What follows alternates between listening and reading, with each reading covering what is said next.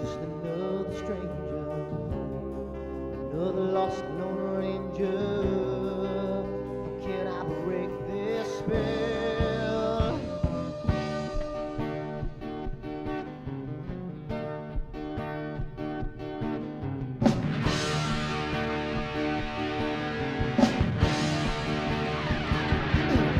If I do one thing right, who I may do two things wrong. If I walk that fine line, who I will always take the fall. If I just do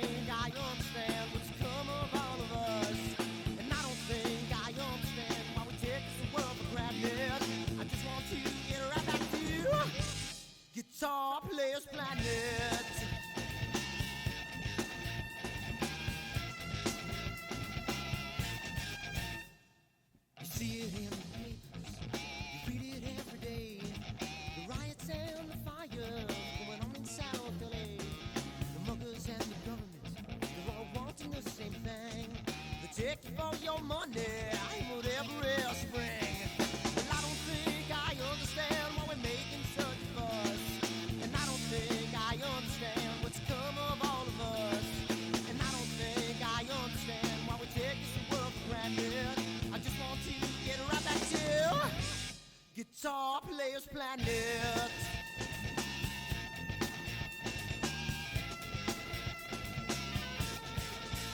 Take me.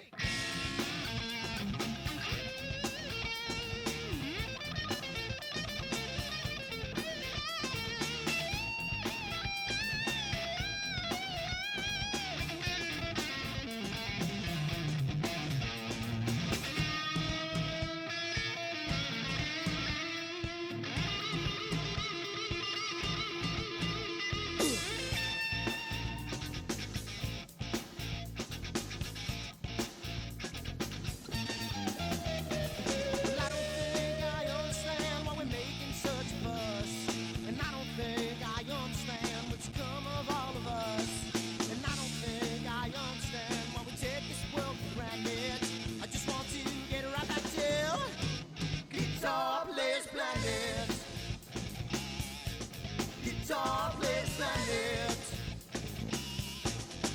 Top-less planet. Top-less planet. Top-less planet. Top-less planet.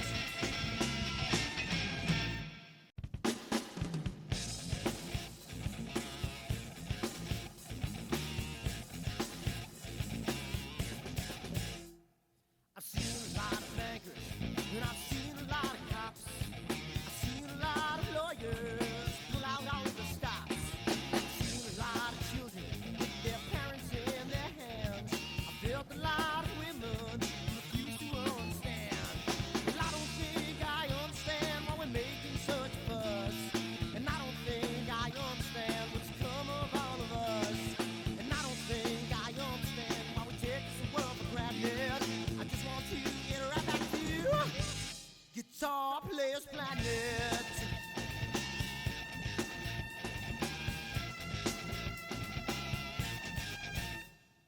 You see it in the papers, you read it every day. The riots and the fires going on in South LA. The muggers and the government, they're all wanting the same thing. They take you for your money and whatever else bring.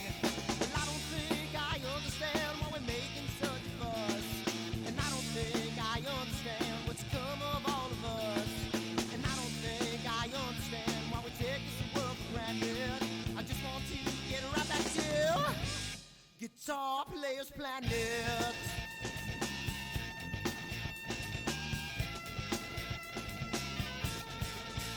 Take me.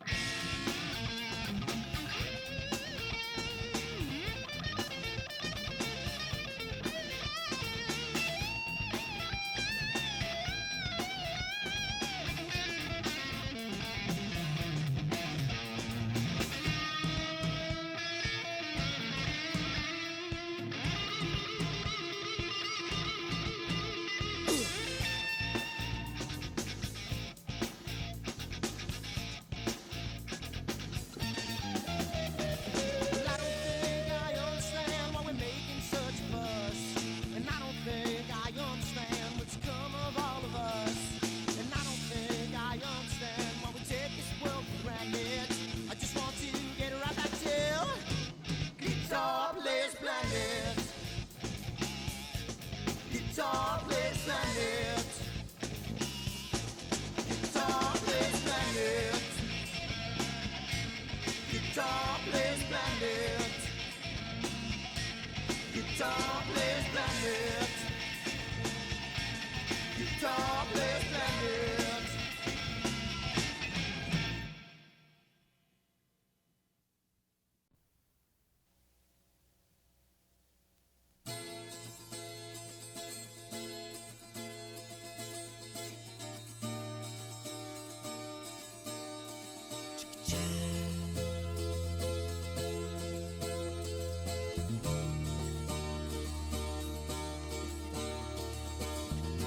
Sunny skies, the smell of palm tree air.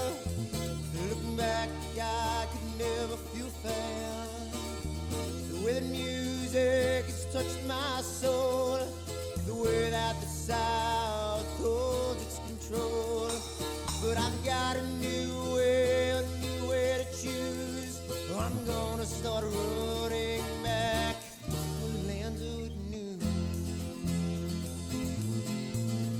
Oh, na na na na na na.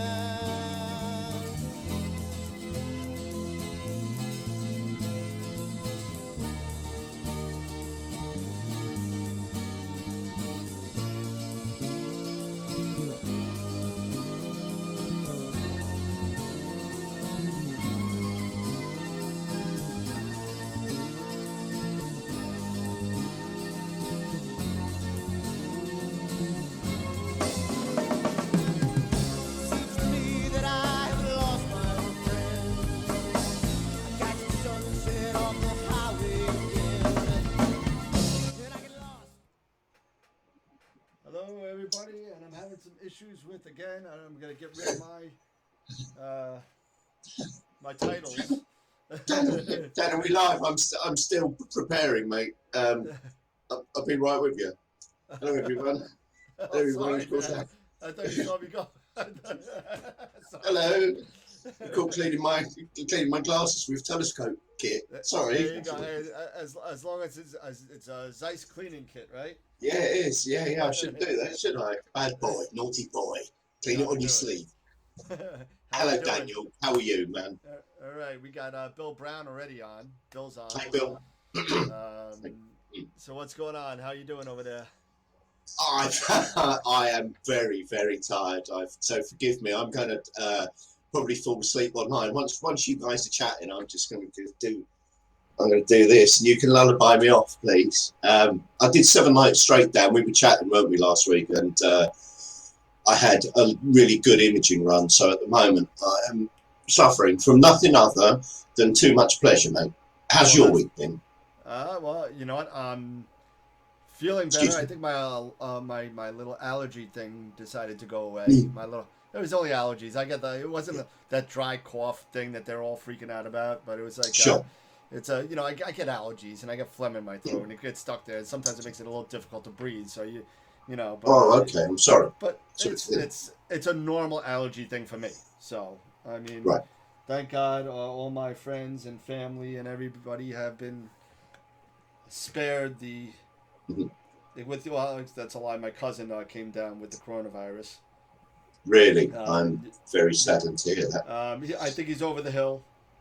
Really? I think he's over the hill, and he has some really bad. He has colon cancer and a couple other things going on. But he said his fever's done and he's feeling better, and his wife is feeling good. So thank God. So that being said, fantastic. I'm only coughing, everyone, because it's 2 a.m. here and I'm extremely tired. I didn't want to get up. I was thinking of it was about 1:30 or something, Dan, and I was thinking of my internet's down, Dan. I can't connect, Dan. Don't do it. No. I've got a bad neck as well. I've already been online for 2 hours, just so you know. Right. I already did. We did polar aligning, and we did nice. a whole bunch of stuff. And actually, I'm imaging right now. I'm doing. It's the only night I'm gonna have this week. Right. But I couldn't not do it. So I'm doing M51. Oh. We like M51. And which telescope are you using? Excuse me, buddy. It's the 80. It's gonna be tiny. It's going to be small, yeah. But I don't have a really good. I think that even with the camera that I have, even if I cropped in on it a little bit, I think I might be okay with the resolution. I don't know. Yeah. Oh, I'm a big fan of cropping. Yeah. You might, yeah. So and get I'm in also there. doing a little bit of a test, and I'm seeing now. I'm trying to figure out what the good exposure time is.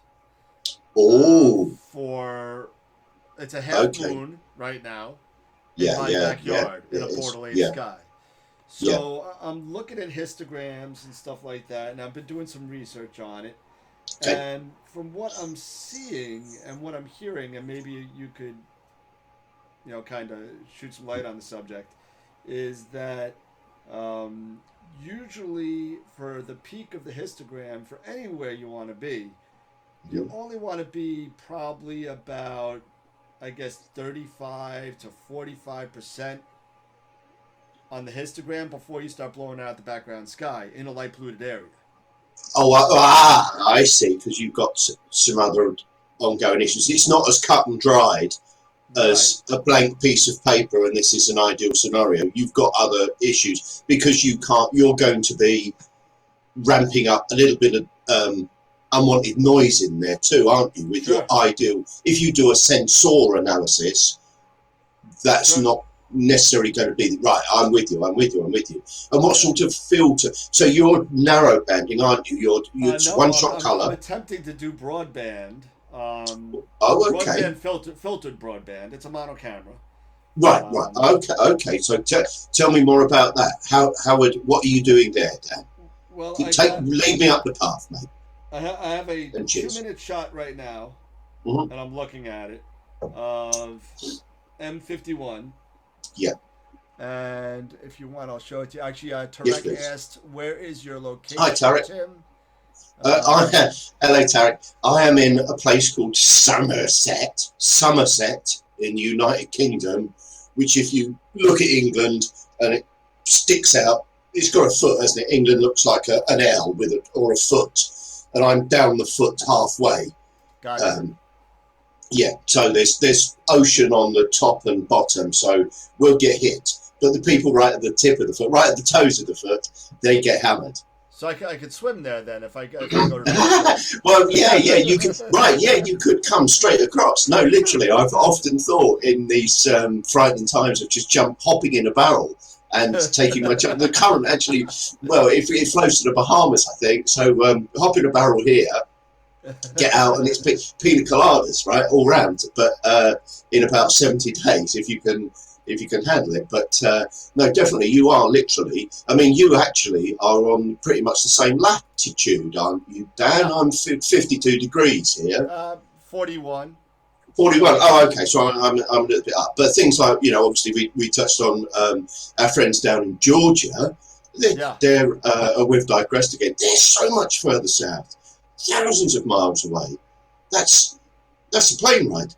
It's a long way, or a couple of days, 2 days drive, 1 day's drive. For where? To Georgia? Yeah. Oh, Georgia, I could do in a day, but it's about 12 hours. Yeah, gotcha. So it's a pretty serious drive. Yeah, no, it definitely is not for the weak of heart. Sure. So I've done it many, many times. Yeah. And if you want, but it's a big. Excuse me. Sorry, go ahead. Georgia's a big place too, though. So when you get to Georgia, that's not it. England's it's a funny thing. So Tarek, England. So Dan lives in an absolutely huge landmass, and probably so. I think so do you. Whereas England is it's very, very small. You can drive it in the morning. Yeah. You can fly it in an hour. Oh, geez, fly in an hour, that would get me to Washington, maybe. About an hour. Yeah. You keep going too long. You've passed Great Britain, and you're back in the ocean. Next stop's Iceland, or the ice caps. Now. Now. It's tiny. It's just too many people too. Absolutely too many people. Here you go. Take a look at the 2-minute shot that I just took. Oh, goody. Right. And again, it is small. We're used to that. No, well, the story of my life. And there it is. So, and that's 1 2-minute shot of M51. Right, beautiful. And it looks out of focus to me. Yeah. Okay. Now it shouldn't be, should it? Because it shouldn't be. But I had an issue with my clutch before, so I'm going to do another. But it looks okay. But you can do that. You can adjust your focus from there, can't you? Oh yeah, I believe. Yeah. You're actually looking at my live on my. Gotcha. That's your SG Pro, isn't it? Yep, that's the SG Pro. Gotcha. And how have you got yours? That's interesting. Look at your priority there. How you've laid your dashboard out. I always find this fascinating. It's a bit like people's kitchens where they put their spoons and where you put your underpants. Right, histogram top left. That's interesting. I'll turn you off and I'll turn me off so you can see the rest of it. Gotcha.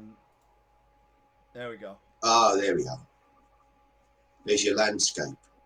Okay, so I don't need this really, but Yeah, the floating sequence. Do you know what? That freaked me out for a long time, that floating sequencer, that you can close that and lose that, and it makes no, it's ticking away in the background. yeah. You just sit there. The first time I saw that, I was like, oh my god, where is it? And you just go to Yeah, view and show sequencer, and there it is again. yeah. Or if you like the big, there's a big sequencer too. I think it doesn't have. It has your Oh, basic. is there really? You see, for an old man like me, that was That. frightening. That was in a, oh, that's, oh, hello. Yeah, so that'll just show Hello. you how many frames you got left. You know what frame Gotcha. you on. You know that's it. Right. It won't show. It won't tell you much of anything else. But if you have Uh-huh. your sequence up here, it'll tell you a little bit more. Oh, Um, Dan, by night 7, I love astro imaging, but by night 7, it was getting to about 3 a.m. How many subs left? I was just crying, going, please, end. Make it end. just let it be over, please. Yeah. But the sun is coming up so early now. I know. Being at, you know, we're at the latitude where these seasonal effects really make a difference. 4:30, so my subs are getting ruined at 4:30 a.m. now. Jeez. Well, I think I'm going to keep it at 2 minutes still. I mean, I was looking at the histogram, and it's not that bad off. The background Right, so looks okay. well, it all looks good to me from Yeah. what I can gather. So my question is, why have you got your histogram top left? Is that something that's hypercritical for you? Do you like that? It took me so long to learn histogram. I've buried it sort of bottom right. Up the top left for me is probably, has it fallen over? Well, Have I lost power? like it. I like it there because I don't use the flat wizard. Right. So when I do my flats, I like it to be right there. Ah, I can see. So you're see- comparing histograms between your lights and your flats. Yeah. So when I do my That's flat, really interesting. you want that peak somewhere Right. about 50, 60, whatever Yeah, sure. percent you want. Yeah. You want that peak there. So I don't use that flat wizard anymore. I just sit there and I'll be inside Right. and I'll just change my exposure based Yeah. on where the histogram is, and then I'll just go. Right, understood. Yeah. I must admit, I do that too now, having had some inconsistencies with the flats wizard, which served me well. It taught me a bit more about flats, the necessity of them, and the art of acquiring them. So that's another art too, isn't it? People don't understand. Actually, acquiring calibration frames is well, flats particularly, is a skill in itself. Yeah, absolutely. It all depends on the camera. It depends on your flat panel. It depends on everything. What T-shirt you're using. Do you have armpit stains? Well, we talked about that. Every piece of my clothing, including all this, is covered in food. Which iPad are you using? Because they got different brightnesses. Yeah. But I've never used. Do you know what? I was blessed enough to get the. We talked about them, the Neumann panels the with Newmans, yeah, that's it. Now it is working. I must admit, it's working for me. I've stuck with it because that's what I've got. But I would imagine that there must be quite a lot of variance when people ask me what do I use, and I shrug my shoulders and go, sorry, I did spend 50 quid on it. And it's simply because and that's I knew I right? Right, yeah, sure. Refractor size. Yeah. If I had a big dustbin size scope, then I would probably buy a jumbo shirt specifically for it and not wear it. But mind you, I'm growing into things at the moment.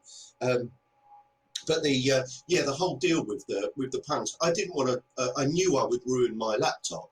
That at some point of mating the telescope to my laptop screen, I would have a bad time. I'd end up with a laptop screen with a telescope print on it or something. So that's why I bought the panel. I'm clumsy. I'm just setting up a new sequence. I'm going to keep it at 2 minutes. I think that's about where I want to be. Sure. Well, sensitive camera, isn't it? Sensitive camera in sensitive hands. Yeah. So I'm going to do 30, 30, 30, 30 at 2 minutes. So I'll be done by like 2 o'clock in the morning. Right. I'm going back to bed. Who have we got on, Dan? Any Go. What was that? Have we got anybody on online? Cheers, everyone, if you joined us. Yeah, we got Oh, Dennis is back with us. He saw a great webinar on Comet Atlas today, hey which Dennis, is sounds good. which that's gonna either get brighter or break up or whatever is gonna happen. It's very exciting, though, isn't it? Yeah. Have you, Dennis? Have you seen it yet? I haven't. Dan, have you seen it? I actually took a 2-minute picture of it through the 80, Oh, and yeah, it didn't look very good. okay. Yeah, but did you get it? I did get it, and you saw fuzzy, but that was it. I just wanted to see if I could get it.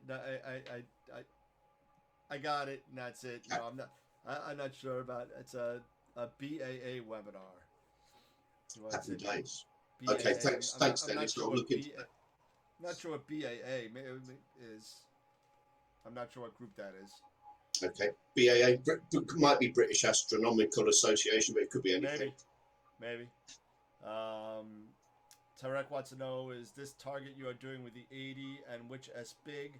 I'm using the STF 8300 monochrome and Oh, CAF sensor.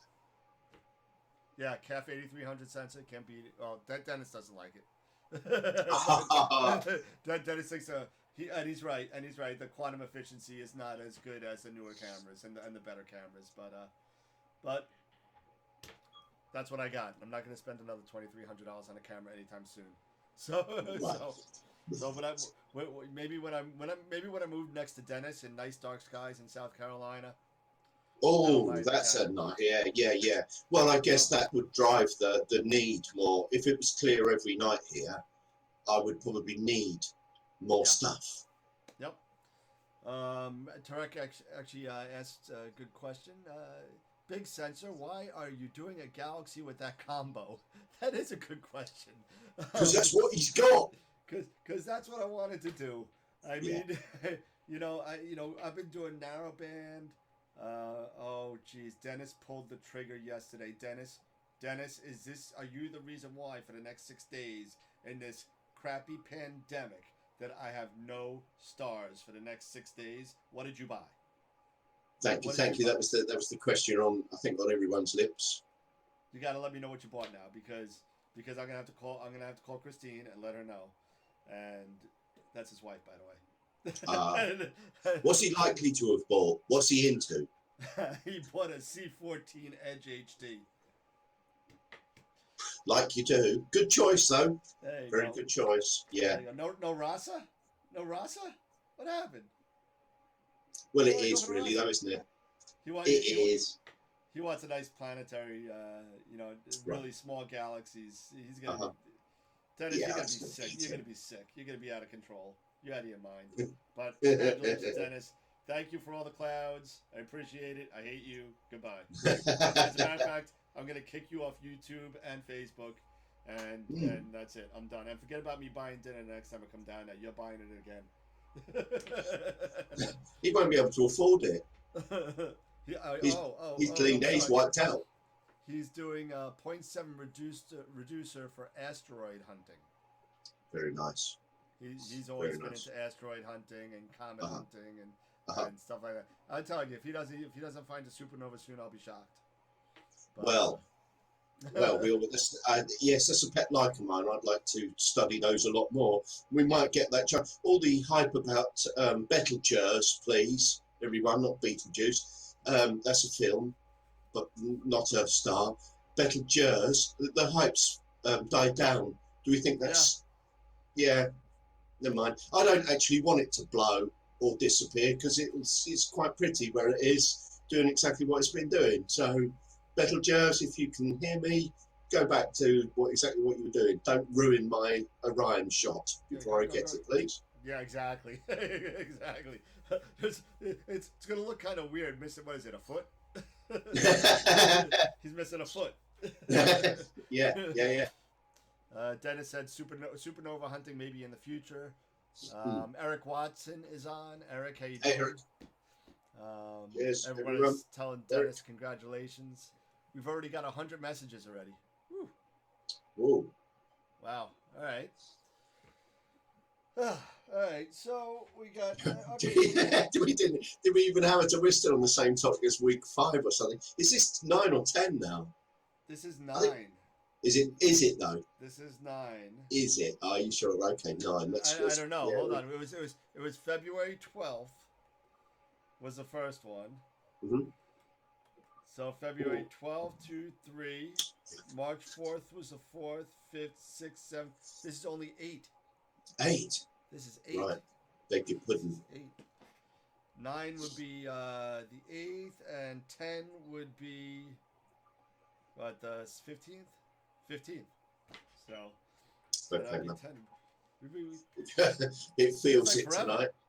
It feels like forever. I'm hurting tonight. Or That's right. can I do a quick plug? Can I do a quick plug? Yeah, do whatever you want. Yes, Quick, absolutely. quick plug. We know about the raffle. We've plugged that, and that's going ever so nicely. It's loads of stuff to win for $1. But we've got a competition, and I spoke to the bosses of Altair, and I said, look, this is a pretty rotten situation. What have you got to give us, basically? And they said, look, hey, here's £100. So $100 voucher to spend in shop on anything. We'll find some shipping for you too.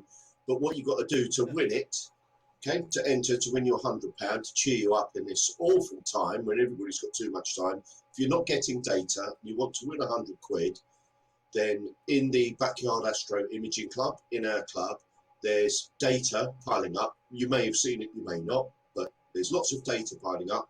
Take any of those data sets, process the image, stick it in the club, hashtag it with something like Easter competition or competition, I'll find it, and then you stand a chance to win £100. And the reason for using the club data for this first competition is so that it's a level playing field. Everybody's got the same data, same equipment, same stuff. And we've even got, we've even got to go along with it, tutorials by Amy Astro. Yep. Our wonderful Amy Astro. And so if you don't know how to process, you don't know where to start, you can buddy up with other people, you can use the tutorials, you can direct message me, and we'll get you started. So if you want to win £100, have a bit of fun, and we'll pull that competition in about 4 weeks, I think, mid-May, 6 weeks. Okay. Let's see. Plug, So plug done. got it. No, I got it Plug. right here. Here you go. So if you guys Oh, give me a top while to man. get it up. There you go. So there's a Backyard Astro Imaging Club logo right there. And let's see, here it is. We got the raffle going on. We got the triple choice $1 spring raffle, and that's Gotcha. going when? When is that? That's I've forgotten. That's I've forgotten. End of yeah, forgive me. 2:30. I'm falling to bits. Draw is April 25th. That must be it. End of April. The other ones, right. So the raffle end of April and the competition mid-May to give you a chance to do it. For some, I must have had another Homer Simpson moment and said we'll put it at You Easter. got to pin that on the top so they can see that too. Yeah, unfortunately, you can't have 2 pins, can you? So I'll rotate them. Thank you very much, webmaster, for drawing my attention to my lack of attention there. Let me put this back on. So that's the Backyard Astro Imaging Club. Go see that and get your raffle tickets and get that $100 at Altair Astro. So that's a lot of good stuff. Yeah. Yep, $100 to spend in shop, and it's all good stuff. As you've seen, my desk is a world of Altair Astro, and that's a wonderful thing actually. So when people said to me, "What have you done that for?" Well, it really does give the club some punch, doesn't it? Now we've got the affiliation. We've not just a supplier. These people make telescopes. These guys design cameras. They're inventors of our stuff, and we can talk to them and tell them what we want. So this is just to me, in this wonderful world of web, and the we can be socially distanced yet very a heartbeat away, a click away from getting answers. So that's the main reason. Now Altair are and the other thing is support. Not being xenophobic at all. They're a UK-based company, and I'm in the UK, and I thought, well, come on, let's let's all try and work together. And it seems to be working. So tell me if you think it's working. And obviously, if you think it's not, don't tell me. Tell me if it's working.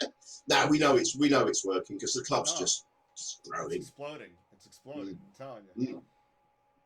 And let's see. So what do we got? We got people out there. Nobody's saying nothing. So any questions? Who's in? So the club data, right? Club data. I wrote some of these down. My favourite one on the club data so far, which has worked well for me, is the Horsehead Nebula. Now we had a grainy version last week, and a chap, wonderful chap, one of these very succinct little messages that you get on your images, and it was just 2 words: topaz denoise. And I replied, going, "What's that?" And it, you know, it's the silence. It was the silence of if you could hear that big voice booming. Google it, mate. Just Google it. So I googled topaz denoise, and it's brilliant. Okay, it's 50 quid, but they give you a 30-day trial. And then when I started asking my daytime camera buddies about topaz denoise, and they went, "Oh yeah, we got all that. Yeah, we got that. Don't be stupid. Everyone's got topaz denoise." So have a butcher's at it. And if you don't know what a butcher's is, it's Cockney rhyming slang, isn't it? Butcher's hook, look. So have a butcher's at Topaz. Have a look at it. It's really good, and it gives you a 30-day trial. Artificial intelligence, algorithm-y, something or other. But from my perspective, click auto, and it sucked all the noise out of that image and produced a very creamy, smooth image, which I was then able to ruin and oversaturate, which I enjoy greatly. you love busting that saturation up. I know you do. I'm afraid to. Yeah, it was more cowbell, isn't it? Which, yeah. I feel the fever. And it needs more cowbell. I have to explain that one to a lot of UK people, but if you've seen the sketch, it's one of the best. I can hear it in my head now. Yeah. Gotta have more cowbell. You gotta have more cowbell. You gotta have it. Yeah, I can't resist it.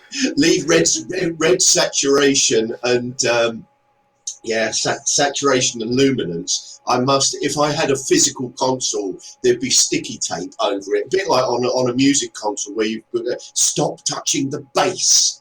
You had to put plasters on. Leave the bass alone. So I must learn to be a little bit lighter. Well, actually, that's another reason for putting data in the club cloud. I'd really like to see what people with skills, rather than ham and sausages. Yeah, like the both of us. Yeah. You got sausage hands. Oh yeah. All right, so I got like 5 images going here. Well, that's incredible. That's incredible. So when you say 5 images, so explain to me what you mean by that. I'm gonna attempt to do a live stack here. Oh, I see. So you're stacking up your M51 now. Yeah, I'm gonna see if I get anything with 5 images. Probably not much yet, but let's see.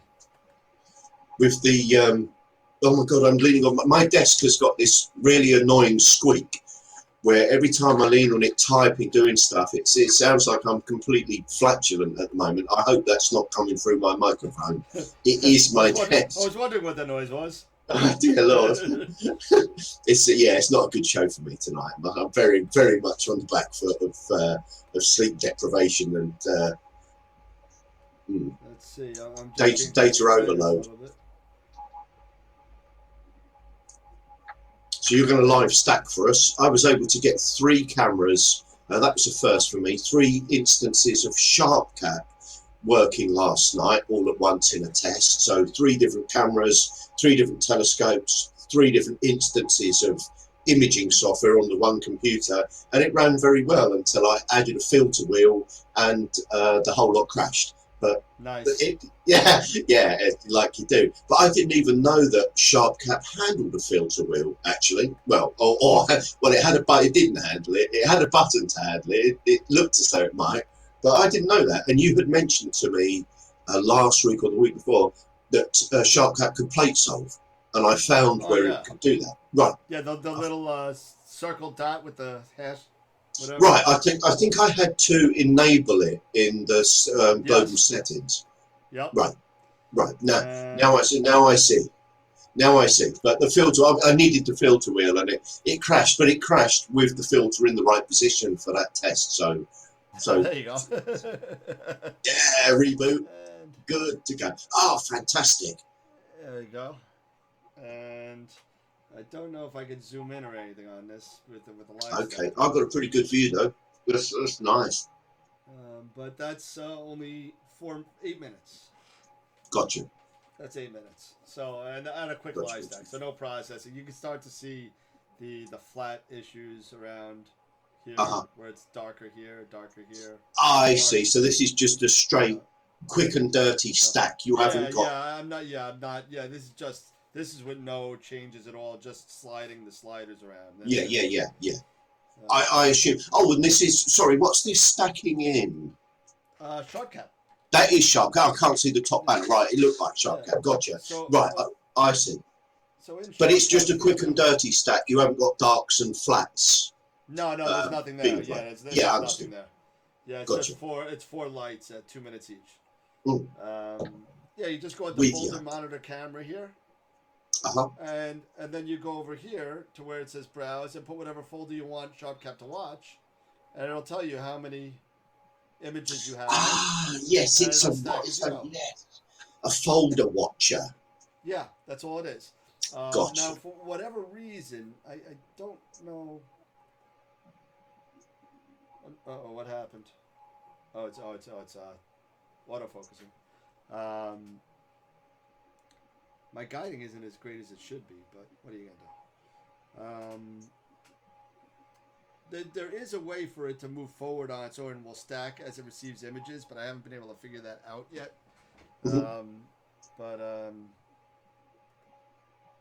Yeah, I'm not sure. But I just sit there and reset it and do it all over again every once in a while. So we'll keep an eye on that as we go. And there's your autofocus beginning its. Hopefully it's. Yeah, it'll be all right. It'll come back up. It'll go all the way down. It'll make a nice little U curve. Oh, don't. And this could just be. Oh, there it is. You see there it's going. Now, if this was my equipment, that would be still nosediving. And at this point, my heart rate and my everything would be tightening, going, please. Oh, please. No, God forbid. Yeah. Come back. Yeah, no, everything like that. I do slews and it gets to the target. I think, look at that. It's right onto, and it keeps going. And then I'm out to my shed, There's that point where you think, run and see what it's doing. What do we got? We got any quote? We got, okay, I know you guys were talking about choosing targets at one point. Did we ever get there? Yeah. Have you ever tried Telescopius to help? In a word, no. I haven't. I'm not that organised, and I really should be. Telescopius. May I ask, Dan, who gave us that piece of wisdom? I believe that was Eric. Let me just double check. Mr. Watson? Yep, Mr. Watson, right. Mr. Watson. Noted. Telescopius, let's have that.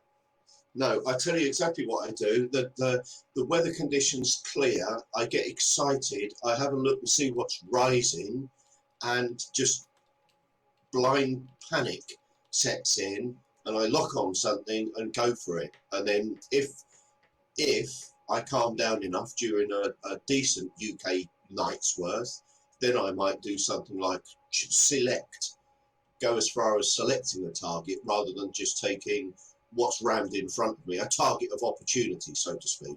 So I'm normally UK conditions, what I'd like to image and what's available on the night are two very different things. I would really like to be doing things that you guys have been really successful on, and I seem to be stuck on the same old hat of targets, and actually trying out some different targets, and I found processing the data because I've got used to the certain hat of targets over the years, processing these new data sets, find it very challenging, actually.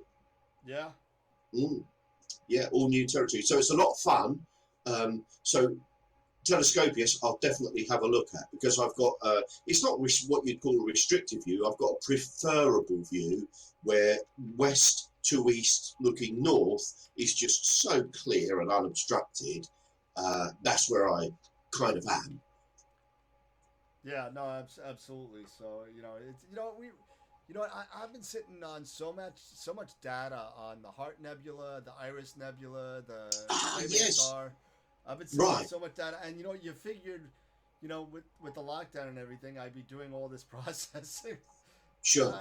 I haven't done shit. Nope. Well, to be honest, right, people have worked so hard. Getting a few minutes in your house to spend with your family or just with Yep. your own mind, really, I hope. I know everybody's got a different situation. My house is quite quiet. When I look out the window, I can look away from other people and see a green field and some sheep and trees and things, and I can really disconnect. And so, just for the moment, there's a kind of I'm getting a bit of a brain space. I know it's horrible when you come back to reality. You look out the other window and it's there's no one on the road and it hits home. But I'm getting a bit of a brain space from it, and I hope people are taking time to relax. It's an awful lot of DIY seems to be going on. Yep. Chill out, chill out. This is a global emergency. Have a rest. I know. I'm telling you, it's crazy. But Well, we're not. I think because we're just so Western civilization. The UK and America worked a lot in America and dotted backwards and forwards. We are, in fact, it was an old a guru who'd gone from India to America, and they live in paradise and they'll never know. And it's very true. In the UK, everything's at my fingertips here. It's what have we got? It's 2:30 in the morning. I've got light, heat, water, internet, everything like food. I'm in a global emergency lockdown, and for me, little has changed. Cheers, everyone. I hear you. I mean, it's we got. I know. Did the PAS do anything this year? Did they just move up Right. or? We're regrouping into September the 26th, much like Neef and Neek had to do. And just between you and I think those things may even get stretched again, or will develop. Oh, actually, that's something I must ask you. Has the virtual Neef gone through yet, or is that still to come? It's still to come. 4 Gotcha. days. 4 days. Okay. Could you do some links and stuff? Can you promo that and keep us involved? As much as anything, because this could be the future of these things. If we, this thing may not go away. This thing may mutate, and this thing may be a factor in our lives forever. This could be. It wouldn't surprise me a bit. Humans and COVID-19 to whatever forever. So we may be homeschooling. It's gonna be like those Back to the Future where everybody's schooling from the bedroom and it's gonna be like that. It wouldn't surprise me a bit. It wouldn't surprise me a bit. Okay, so in all fairness, we probably should have been doing it for a lot longer of a time already. It would have saved. It would have saved a lot on the air travel with face-to-face meetings. Yeah, there's nothing stopping us from doing. I mean, they got Zoom, they got Cisco, they got you got a whole Web to Go, whatever whole bunch of different platforms that you could use to do what we're doing. I mean, look what we're doing right now. Yeah. This is you and me. This is not a multi-million-dollar company. We wouldn't be doing it. Eric, you want to come on? I'll bring you on right now. Dennis, you want to come on? I'll bring you on too. This is not a big deal. Yeah. You could do that.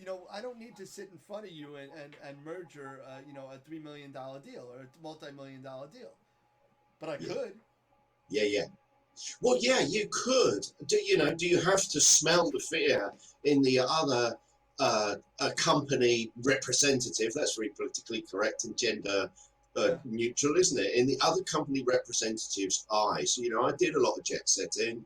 And some not really dealing or whatever, but a little bit of negotiation over the tables. Join it. No, if you've got a good value proposition, people are going to talk to you. People are going to buy. If you've got a solution, people are going to buy. That's you know, meeting face to face. It can a bit like the Harvey Weinstein casting couch. I don't think we need that in the industry anymore.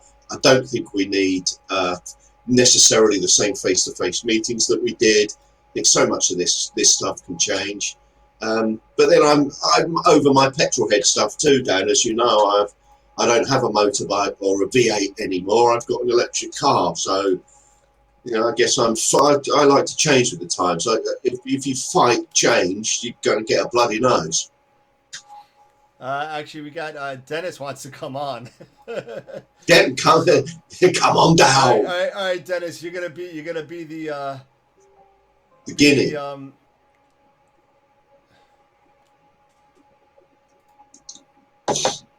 Guinea pig guest. Well, it's really good. So this Somerset water is really good, I've got to say. Gotta love it.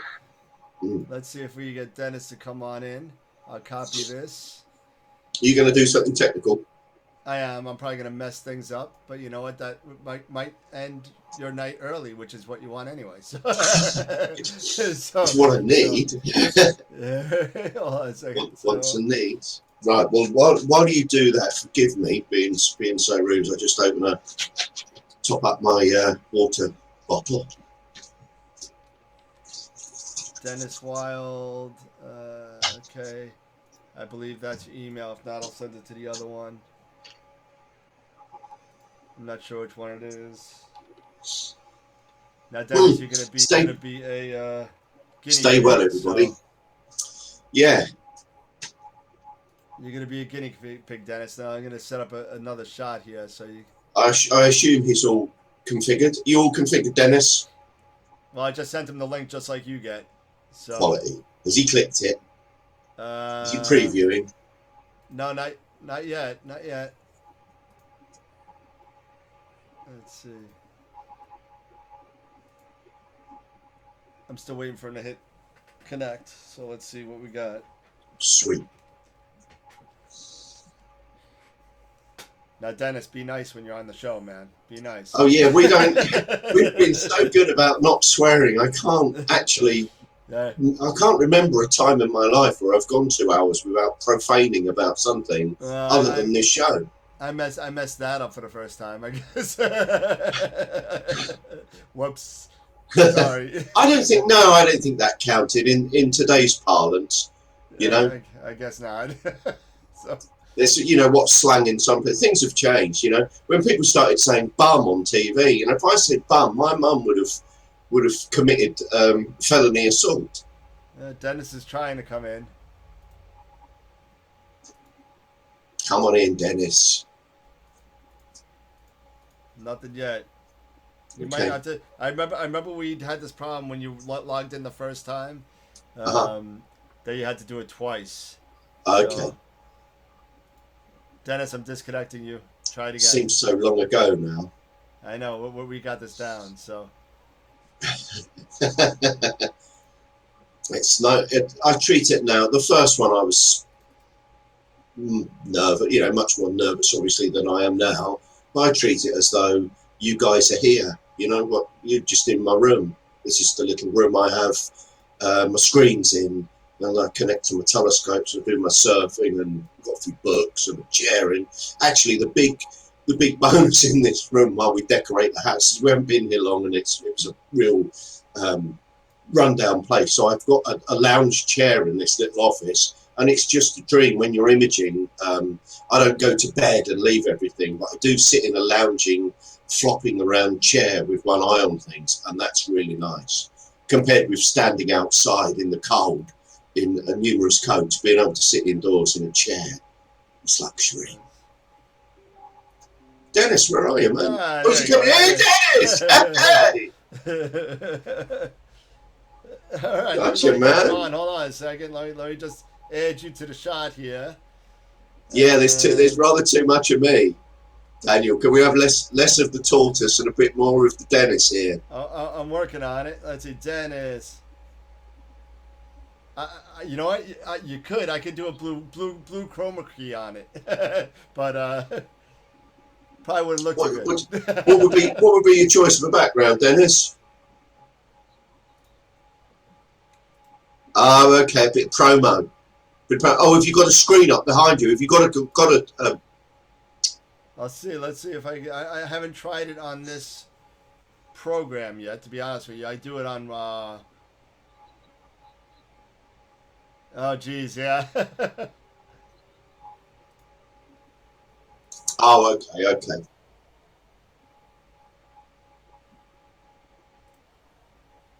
All right, let's see. Yeah, turn that one down, Dennis. Do that, Dennis. Give me one more second. What options we got there, Daniel? We need a fourth, really, to balance it. I'm a bit of a cubist, and I like to see it. You're the 8-ball. Look at that. Oh, no, you even did. Yeah, it is. That is the cue ball right there. That's it. I haven't dared. Do you know what? If I take all this, I've got so many bumps. My cue ball wouldn't roll. It'd be a rugby, but it'd be an American football ball. Okay. Let's see if I can. Get away. He's centering. Oh, but now you. Yeah. Let's be. You see, put your cloth off. Put my cloth on. Got to get my clothes on you. I did it in pajamas last week, but it was only there was modest pajamas, so it was over the top of my clothes. When I'm imaging, I have to wear pajamas because it reminds me of my dad. How sad's that? Okay. I see it's got a button for sharing the screen, but nothing for backgrounds. Oh, is Dennis using the real GUI rather than just the link? Have you got the doings? I'm on the website. I got you. No, let's see. Dan, we've lost you. We've lost your audio. We don't need him. So Dennis, what are you rocking at the moment, man? In Astro, what are you doing? What's the moving and shaking for you? Right now, not a lot. Right now, I have, believe it or not, in the observatory, I got the 10-foot home dome. I have. Right. Yeah, nice. I have the MX Plus mount. You know what's on top? 60mm Stellaview. Your guide scope. I had to add an extra dovetail on there just to get enough weight so it's not out of balance. So it's not just flat. I had some issues. I had the 5-inch refractor on there. Nice. I sold that to a friend who needed a scope. Mm-hmm. And I had my original big scope was a 10-inch LXD 55. Yeah, I know. Yeah. And I put that up. I was going to use that, but I was having some optical issues, and I wasn't able to sort it out. I believe somewhere along the line I have a pinched optic somewhere. So I went back and forth and totally from scratch redid the collimation, made sure everything was square and orthogonal, and I thought it was the focuser sagging. It was a JMI aftermarket, but it wasn't for photography. But I had the camera on there, and I figured that if everything else was okay, I was going to put a moonlight on it, Yeah. But then I thought, well, maybe the focuser is sagging, and that's what's causing the weird star shapes. So I took that out, and I ended up putting in my STI, the auto-guided camera, which it's a little tiny tube. It doesn't weigh anything. Yeah. So I eliminated the idea of the focuser flexing with that. Yep. So it wasn't that, and it was really weird star shaped, almost triangular, but the points were curved. So I hadn't used that telescope in a long while. It was sitting in a case, but I remember previously that I had taken out the mirror in the cell and I had cleaned it, and quite possibly I might have over tightened. Yeah. I might have pinched it. I haven't gotten to check it out yet. Have you held on to the tube? You kept the piece of kit? I still have it. You still have it, right? Okay, Still gotcha. have it. Yeah, because it's a lovely piece of Oh kit yeah, when I'm you've gonna sorted sort it out. and optically, visually, it was fantastic. Yeah, sure. Yeah, Fantastic. but you stick a camera on it, and every little defect. You may have heard Dan and I ribbing SCTs a little bit, and we love them actually, and it was part of our part. I put a moonlight on an SCT for exactly the same reason, and went down that path. I never liked them visually because I always found the focus to be too soft. So the whole idea with this one is, eventually the one that it's on order, it's coming. Obviously I wanted to get a bigger scope for my asteroids right now. Yeah. Luckily, when the seeing conditions, when everything was great, I was able to get down to 18th magnitude. Right. With the 5-inch refractor. For a 90-second shot. Yeah, yeah. Binning 3x3. But, okay, I see. Because you're right. So that's a specialist for asteroiding. Yeah, most of the asteroids though that you want to try and get are dimmer than that. Yeah. Or they're moving so fast that you can't take a 90-second exposure. Yes, I appreciate that. And so I can only catch the brighter ones of those, the near Earth ones, the ones that pose a danger. Yeah, so I wanted to get the scope, and so with the 14, I actually was thinking about the Hyperstar. Maybe down the road I'll do that, but for now, definitely I got the 0.7.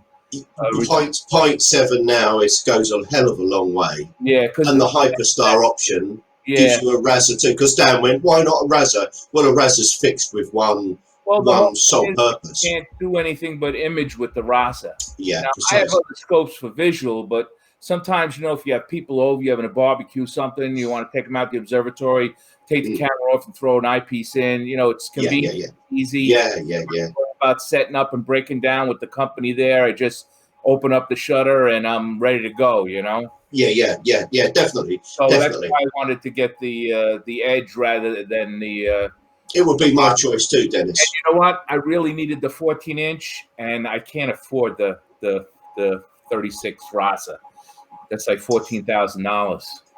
Yeah, it is a few grand. Yeah, it's a funny one, that, isn't it? It's a few grand more for what is a much less bang for your buck in my brain. Well, it depends on what you're looking to do. See, I thought so too, and I'm saying, how come that's so much money when the Edge is only like $6,000?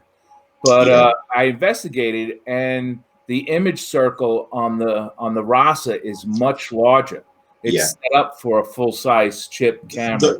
Exactly. The work on that glass to get that flat image at that speed, at that sharpness. Yeah.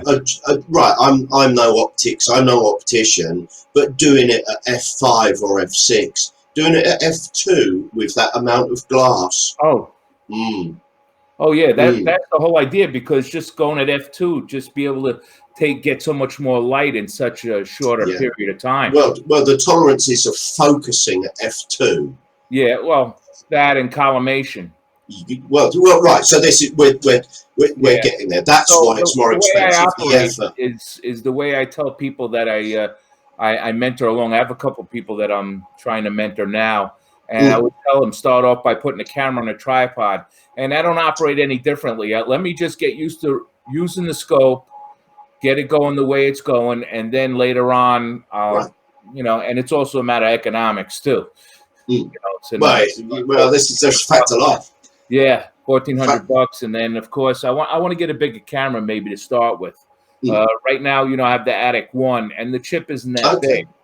So with the 127, I was getting a 46 by 31 minute field. Yeah, which is okay. It's a decent size for astrophotography, and not too bad for searching. But now, putting that camera on the C14, even with the 0.7, the field is 16 minutes by 11 minutes. Yeah, that's not doing it. So That's not you know showing what? it in its best I've always light been at all. interested in galaxies, so I'll shoot galaxies and maybe some planetaries. And So what you got in mind then, Dennis, for a camera for the next thing? Because there's some full frame stuff coming up from. Would you go down the CWO CMOS route? The what you might call the budget. You get a lot for your money. At a couple of them, the QHY 600 is out, which is a full frame 61 megapixel. I talked about that one of the previous times. And Attic is making their Cosmos, which uses the same chip on their platform. The only thing is with the Hyperstar, Celestron says that the best field as far as illumination is 29 millimeters diagonal max, which is about APS size chip. But it says it can go to 40 millimeters with not too much vignetting. So it's a possibility. I don't know much about this. Is that APS-C size? Yes, just like rather than APS-C DSLRs, but not gotcha. Frame. Yeah. With you. Which is still a lot of real estate, actually. That's still a I have the Canon, which I'll throw on there and just for kicks. But I can't use the Canon for the asteroids just because the Bayer matrix is just not sensitive enough. Really interesting. Yeah. What will you use then? A mono camera? I have the Attic One. Well, gotcha. And that has 77% QE, which it's the things I'm getting in a short period of time. I don't know if you looked at the images I put up on the Facebook page, but the hydrogen alpha of M42, that was only 20 minutes of data. Okay, gotcha. And that was that I was very, very happy with that. Yeah, hydrogen alpha is pretty good for here. I love it's everybody's favorite filter. Everybody loves hydrogen. If I only had one thing that I could, if I could choose one, it would have to be HA and a little telescope. So in actual fact, your 60 stellar view, the field of view on that, how does that compare? Obviously, without the resolution, how does that compare to a C14 0.7? Oh, I don't know. Compared to that, the 60 millimeter, I'm a little disappointed, and I don't know. Vic Maris doesn't watch this, so I don't have to worry about it. Tell us what you think. The field isn't quite as flat as I'd like it to be. Right. I've been messing around with a field flattener, but is it a doublet, triplet, what sort of scope is it? It's an APO doublet. It's a doublet. Oh, gotcha. An enhanced doublet. Yeah. It's actually their EDS 60? I think it was EDS 60. Gotcha. Actually, it's number. That's what's on the mount now. It's number 0001. Okay. That was produced. So if nothing else, it's worth it as a collector's item. And visually, that scope is fantastic. Okay. I maxed out with a what I have on there, 4.7 millimeter orthoscopic with a 2.5 Barlow. This is all right. Okay. Doing double star work with it. It's fantastic. Nice. Visually, it's a fantastic little scope. And but getting back to your question, with the DSLR on it, just straight through without a reducer or anything, I get both the North American and the Pelican Nebula with room to spare. Good. Right. So you should. Good. Yeah. Good. I'm a big fan of little tiny scopes, but they do take things like the Red Cat. You're good, Dan. But they do take. So, for instance, when the Red Cat came out, I was lucky enough to do the UK review, so I had an early insight into them. Got to remember, it's 51 millimeters. This thing is a guide scope size. It's not a light bucket, and I think people were expecting to get, a 10-second sub with a burnt out core. It's 51 millimeters. It's this big. Tiny, yeah. Yeah. So, but perfect. So if you take your time, by about 2 minutes in, it starts to show its quality. 3-4 minutes in, very nice. If you just take the image for what it is and not worried about blowing it up to Kingdom Come, to look in close at it, it gives you a beautiful picture. There you go. You know, There you go. It does. It gives a beautiful, in its own little area, its little remit. It gives a beautiful picture. I always hate that way. Everybody picks your stuff apart by digging in deeper and deeper. You know, blow it up 400 power. Yeah. You know, well, of course it's gonna pixelate. Come on. gonna, yeah. Of course it's gonna. But I do have another scope. That one's 330 millimeters. I have another refractor. I actually have to send it in to Stellarview for some repair work. It had a little accident. Oh, no, I was going to say refractor. But what could possibly go wrong on a refractor? It fell off the mount. Oh, Right, that could go wrong. Fell off the mount, landed on the diagonal. It broke the diagonal, took a chip out of the corner, which no big deal. I replaced that, and you know what? I could look through it, looked fine. And one day I'm setting it up. I'm going to go to a star party, and I'm setting it up on a tripod, and I put the finder on. You know, I have the Orion guider. Gotcha. On that, and the shoe is actually on the focuser. For that. Oh, yeah. So I put it on, and I step back, and I'm looking at it, and the scope is pointed. Let me get my bearings here. This way, and the guider's pointed this way. Oh, right. So what happened was that it actually cocked the focuser on the In its thread or something. Yeah, on the tube. Right. It just cocked it. It's a fiber tube. Right. Oh no! Of course, a carbon fiber tube. 105 triplet. Beautiful scope. Beautiful images. The few images I took with it. Mm. Oh dear. So I got to send that back to get repaired. Now I had a Moonlight on the 127. What I think I want to do is send them the focuser with it, and have Ron Newman from Moonlight send him over a flange that'll fit that scope, and have him put that focuser on there. Because that was a feather touch that's on there. It's a 2-inch feather touch, but the tube that's on the focuser doesn't have threads on it. So you have to use the little thumb screws on the end. Oh, okay. I don't like that. I'd rather have a solid connection. Yeah. We don't. Yeah, no, thumb screws, thumbs down for thumb screws. I mean, it'll work, but you know what? Then I have to put a keeper on there in case something happens, so it'll catch the camera if it slides out. Anything can happen, and so rather do it right, you know.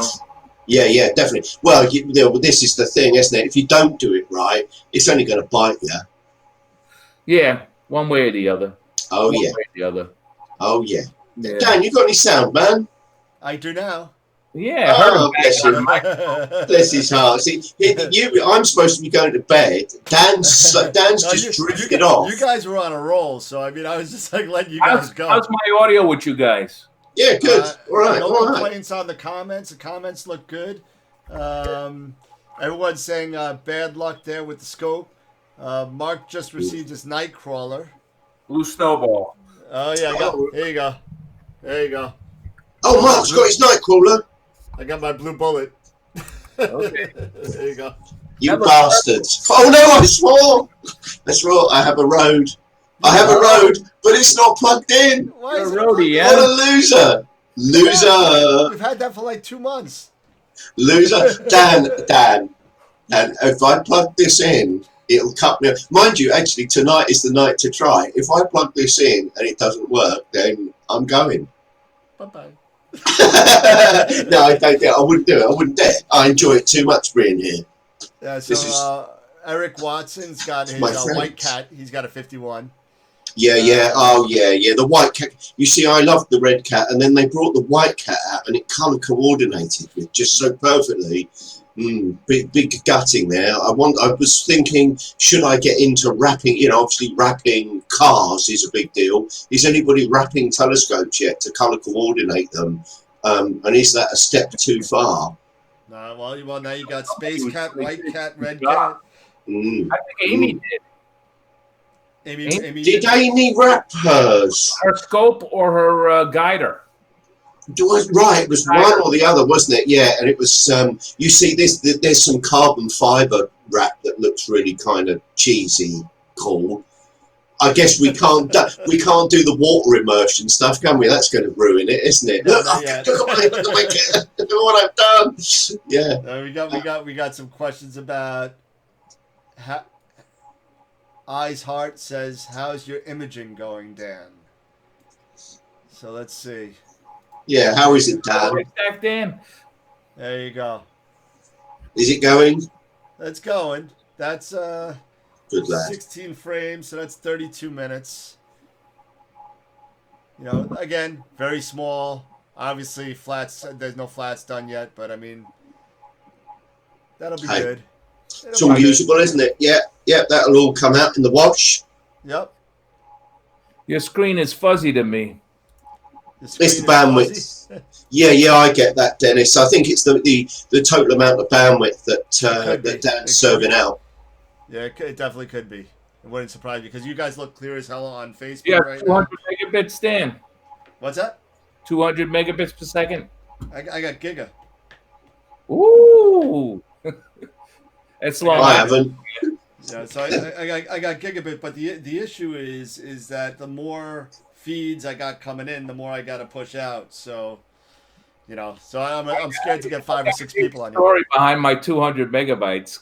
I'm sure you do. Great story. I had DSL for the longest time, and it was only 6 megabytes. Oh my Yeah, god. yeah. While I'm in the country, and then they boosted it. That's true. And I was getting 50. Right. Okay. Well, I got two. Until about 6 months ago, I got 2 in the UK. Now I get 50 on a good day. We're very far behind. Long way behind. I have 200 now, but with a different provider. Right. Nice. Provider, Nice.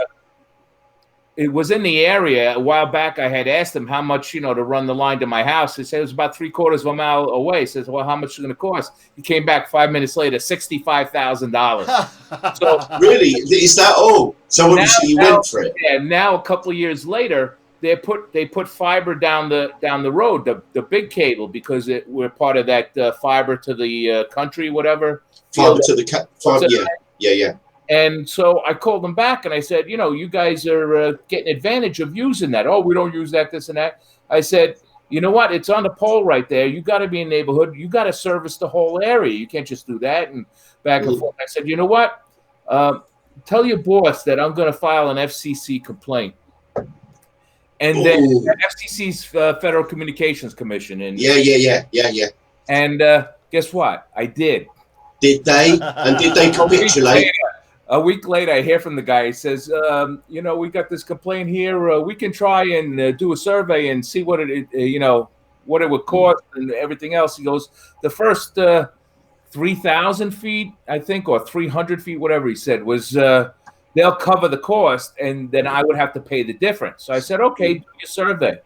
Well, before I even heard back from them, all of a sudden, there's trucks working down the road, running lines, coming to the pole on the edge of my property. Now, my house is 200 feet off the road.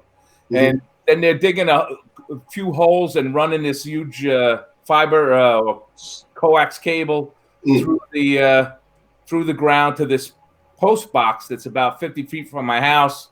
And then they ran another cable from there to my house, and I got my to your cabinet. So you've got fiber to the cabinet, and then a link to your house. Right? Yeah. There you go. That's 200 megabits. And then very nice too. They can go more, but I don't need it, and I don't want to pay for it. So yeah. An arm and a leg. You know how it works. Yeah. You get it a while, and then they take your arm off. Don't. I was an IT boss for so long, and I don't miss it. It's in the past. But I was so worried I was going to be stuck with the DSL. Originally, we have high speed, 6 megabits. So I was paying for that, and then I measured it. I'm only getting 3. So I ended up going back to the regular. Yeah. Something's definitely not right here. I just did a speed test, and I'm getting 240 down and 278 up. So, I mean, something's not right.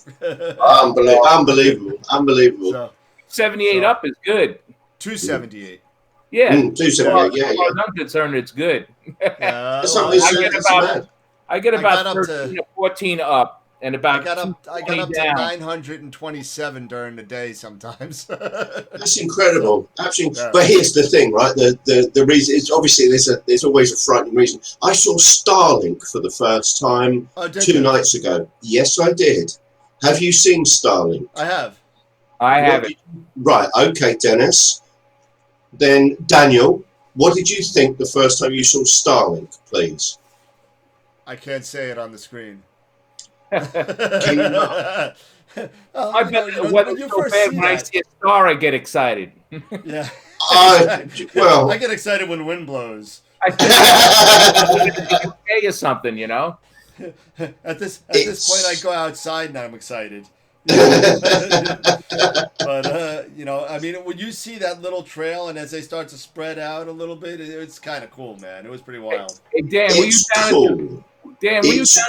down at Robert Moses that night? We saw that barium cloud. No. Oh, No, I heard about that though. that was amazing. Barium. Yeah, NASA Radioactive gas. with chemicals in them, and they Yeah. glow in the sky, and they Yeah. do atmosphere tests with them. Oh, I get you, right. Gotcha. So barium testing. Gotcha. Oh, that's got to be freaky. Wallops Island, Virginia, and we're up on Long Island, which is about 800. No, it's about 500 miles away. Yeah. You're how far away from Dan are you? What's that? How far away from Dan are you? Oh, now I'm in South Carolina. Yeah. That's Oh, right. sorry. I beg your pardon. Right, you're in South. Right, Dan's in Long Island. I understand, and I know a little. I've never been to Long Island. I know a little. The South Shore beaches down there, and Gotcha. open to the south, just ocean and nothing but all the way down to Florida. Right. Right. Yeah. I know where it is. I've never been. I've never been to the bottom right. Never been to Georgia. Never been to Carolina. But I've been to Texas. I've been to the bottom middle, so I know Texas as well. But I must do that bottom right-hand corner. It looks nice. It is. Yeah. Yeah. Right, Starlink coming over. I tell you what, man, you're going to freak out because you'll see a satellite and you go, "Oh, it's a satellite. So what?" And then there'll be another one. Of it. And then there'll be another one. And these things are like, it's awesome. It's science fiction. It's Big Brother. It's all of those things wrapped into one. 1 minute it's awesome. The next minute it's horrible. I actually went to.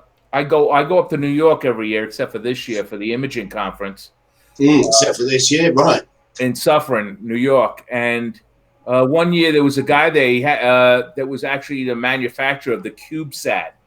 So I don't know if it's the same satellite, but he must have had. Sorry, can I say ass kicked? He must have had his ass kicked around a room, surely.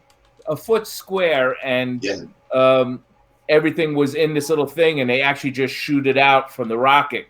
But yes, so you see, if that was at an astro imaging conference, that guy would have been sent home with it, wearing it, surely. How did it go, love? Oh, they didn't like it. They're honoring the tickets for next year. Right. No. Oh, good. Not that I paid for it anyway. I always went with Camera Concepts anyway. So. Oh, the imaging conference. I got in this year for free, but not the nighttime workshops. So I had to pay for those. But which is fine. I'm okay with that. But now nothing. So I did pay for those once, but after that I don't pay for it until I'm there because you never know what they're gonna be. So I wait till I get there and then see what they're about and everything else. There's always room for more people. Then I give cash there. Yeah, but they put out a schedule for this one. They had 4. You knew what the topics right. Well, last minute, yeah. I was already registered at that point. Gotcha. What was interesting you? What would have been the one to go and see this year? I forgot. Once I heard it was canceled, I totally forgot what they were. So right, okay. Was there anything because what I was thinking was if you pay 1,500 quid for a day with the Pixie Sight Boys, if they were doing one, it would be. Yeah, I'd have a day. I would take a flight to go to a Neath. You know Adam Block, right? Yeah. Well, no, I watch his videos. Yeah. Okay. Well, he's renowned here, all over the world, I'm sure. But he was doing one of the workshops, and I went to his workshop. Now the workshop's supposed to go from 7:30 to 10:30. Yeah. We left at midnight. Nice. He just kept going and going. Hey, that's awesome. I actually bought his fundamentals. on his website at Adam Black Studios. Actually, my wife got it for me for you mentioned You And, mentioned that a week or two ago, Dan. yeah, Is it's that really still good. right? It's really You know good, what yeah. I had bought a few years ago was Tony Hallis's videos. Yep. Yes. I know it. I haven't seen it. With Photoshop, and now I don't use Photoshop anymore. It's only sooner or later something better is going to come along and beat up PixInsight. It might not be for a couple 10 years, but it'll happen. You guys, that's not going to happen. They keep up on it and they keep on growing with it. You guys were talking about flats earlier. I've always had so much trouble with flats, getting them out, getting the dust donuts out. The vignette you can fix in the background, but the dust donuts, it was horrendous. And then I started using PixInsight. Yeah. And paying attention to the frames. And you know what? Adding darks to flats, subtracting bias from flats. Oh, yeah. All of a sudden, the flats were doing the job. Now it works. Now it works. Subtracting bias from darks. It's awesome. It's awesome. Well, it just doesn't make it. It's counterintuitive, isn't it? We want to get a picture out. We want to see reds and stars and the good stuff. We don't want to be sitting there calibrating. Most of my pictures don't have any calibration, the Gotcha. older ones especially. And if you really overstretched it, you'd see the dust donuts coming up. Right. I do a lot to play with it to get rid of those. But as far as noise with the darks, with the Sony chip, it's so clean. Well, Sony's got a handle on. Well, does Sony make the best chips now? Is that the cleanest as far as dark current? Yeah. I think as far as dark current, they're just expensive when you start getting into the full size chips. Now that the way they are now. Isn't it? That's the deal. So I haven't seen. I know Altair are aware of these things and always have an eye to the future, and there will be announcements. I haven't seen. I've only seen one output. I haven't seen them physically in the flesh. I've seen one output from the 6200 full frame ZWO camera. Have you got mono? Have you guys seen anything from the full frame ZWO 6200? The same thing you saw. I was looking for it because I was shopping for that chip size because you got the ZWO, the 6200, the QHY 600, and the new Cosmos, the added Cosmos, are all using that chip. Yeah. But actually, Tolga, you familiar with Tolga? You must know. Oh, yeah. Oh, I shouldn't say that, with Dan and Jeff. But Tolga's got a special now for the whole package for the QHY 600 with the filter wheel and the filters. Really? Yeah. Like $7,000 and change. Wow. Yeah, it's out of my price range. Yeah. Well, it's a stiff whack, but yeah. It looks all right. I mean, you're getting this. It's a step up. It's 2-inch. This big filters. It's a big filter wheel. It's high quality and it's a massive chip. So I don't think that's all right. It might be prohibitive, but I don't think it's expensive. Is that the right words?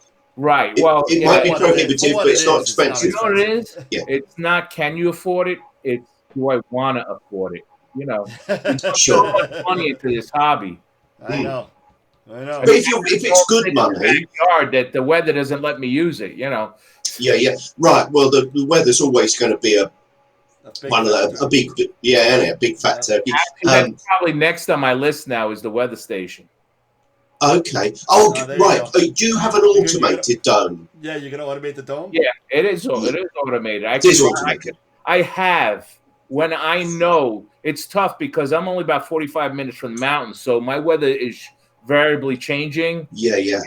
Gotcha. Unexpectedly. Yeah.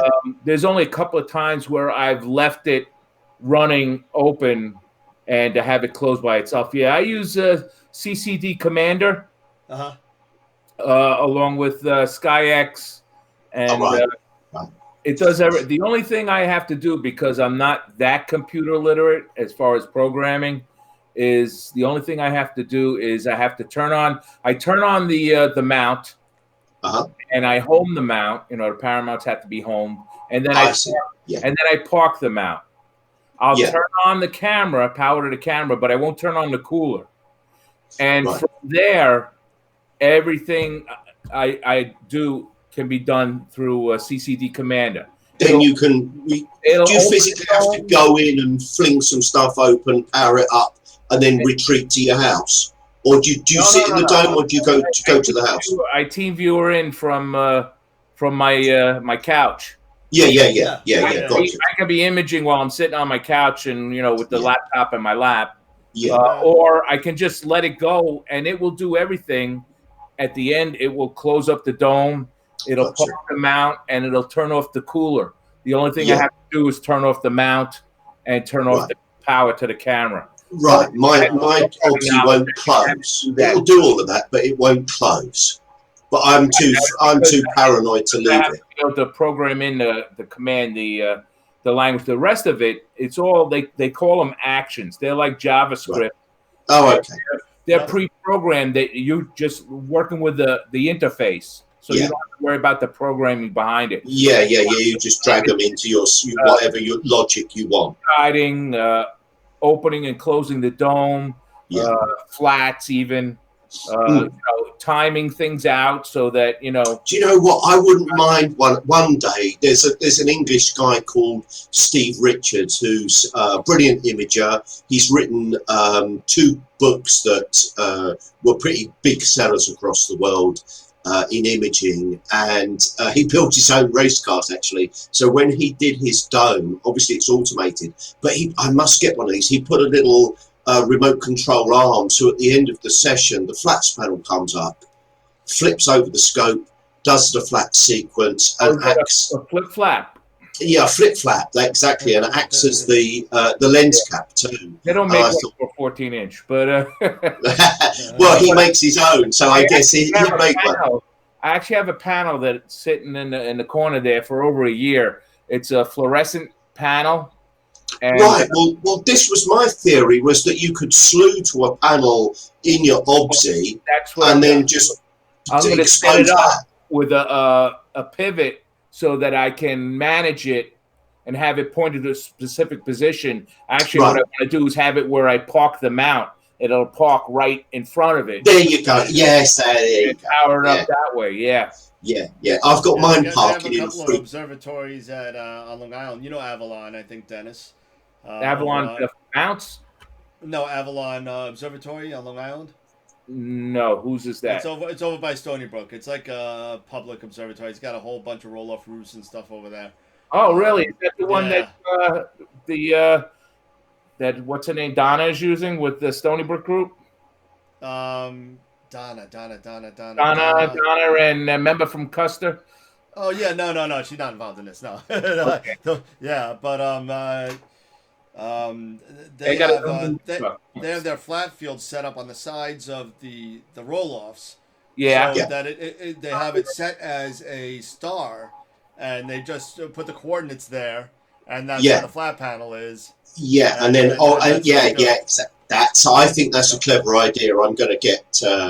When I move away from the object, and it just goes there at the end of the night automatically. There you go. Kitty. Oh, lovely! Oh, Dennis, oh, lovely. Of that. Oh, it's a biggie. That's bigger than my dog. That cat. But she take on your dog. You should see her walking. I don't know. My Chihuahua's pretty mean. My 3.5 pound Chihuahua. Yeah. Oh man. So, but that's the idea. That the panel I have is 2 foot square, so it's big enough. Yeah. That's huge. Yeah, I would definitely with the bigger scopes. I wouldn't bother going for a dedicated flat panel unless my pockets really were bulging. I got pulled into the wonderful marketing of Gert Neumann's. This panel is the only panel that will work with narrowband imaging, and all other panels are therefore inferior. Yeah. So I went with that marketing and believed it. I had actually made a light box for the 127. I was just looking for it. It's out in the observatory now. I don't know what I'm going to do with it now. Maybe I'll downsize it for the frac. For the 105.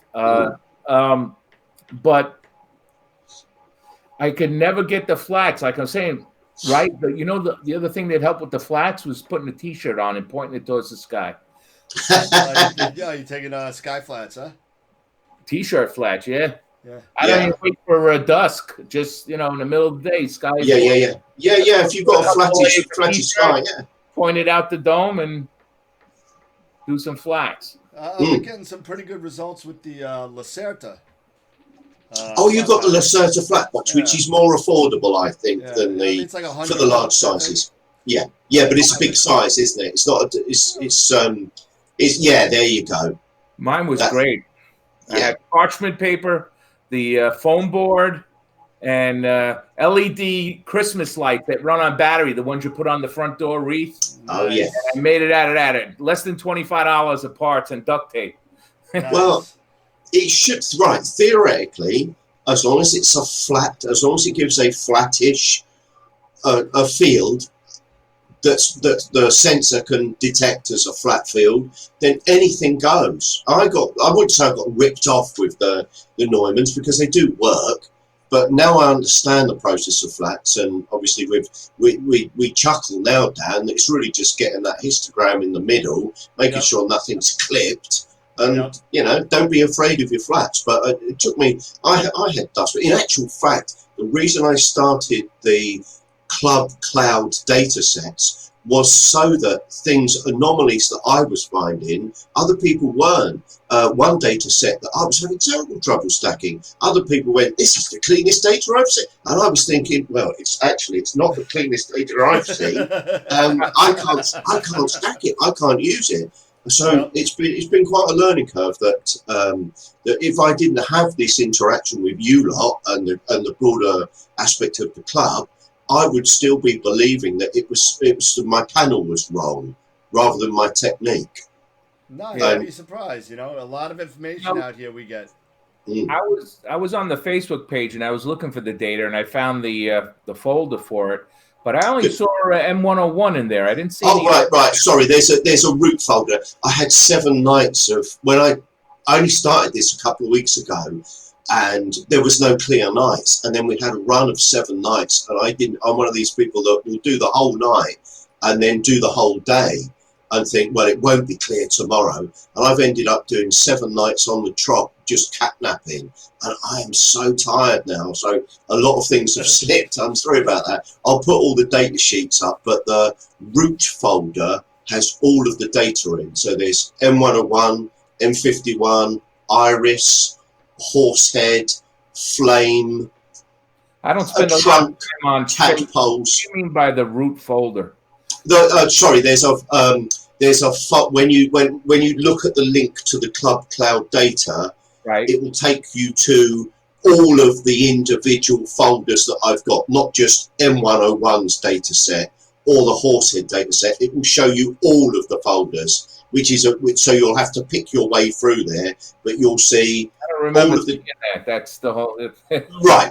Okay. So have a look in files on the left-hand side, and the first document you see takes you to all of the stuff. The second document is one data set, and I'll have all of the individual data sets, but I haven't had time.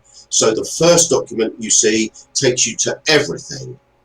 All of the data, all of the calibration files, everything. So just use the first doc, click on that, you've got everything. Later on, I will be putting a document for each data set saying this is M101, this has got 35 files in it, this has got some calibration frames, this is what I did. But I literally ran out of time. I did the first one with all goodwill in the world, and then got so much clear nights that I've got a bit of catching up to do. I'm trying to see if I can find it real quick.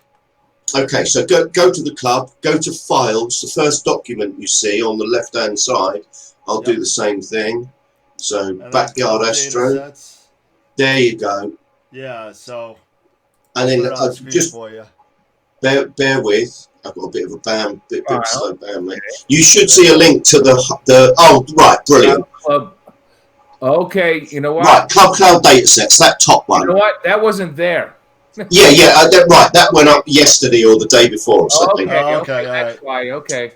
Right, there you go. Scroll down, and there's a link in there to the high drive that'll take you to everything. Great. So the first link will take you to everything. Can you go back up a bit, my man? I can't quite read the read. Here you go. That link there. There you go. That one there takes you to every. So that's the root there you go. folder. Okay. Now, a mate of mine couldn't find the quad band flats, but they are there. You should see quad flats, quad band bias flats, files, dark files. The Master only quad one that flat. was. There you go. Right, so I've tried to save people time. So there's some master flats, some master docs. If you want to save time and you trust the way that I've integrated them, mind you, it's pixel inside. Now, why would we do that? Well, I'm a bit fumble fingered. So for the real, you might have a better way of stacking. You know. I'm sure you're fine. I've seen your pictures.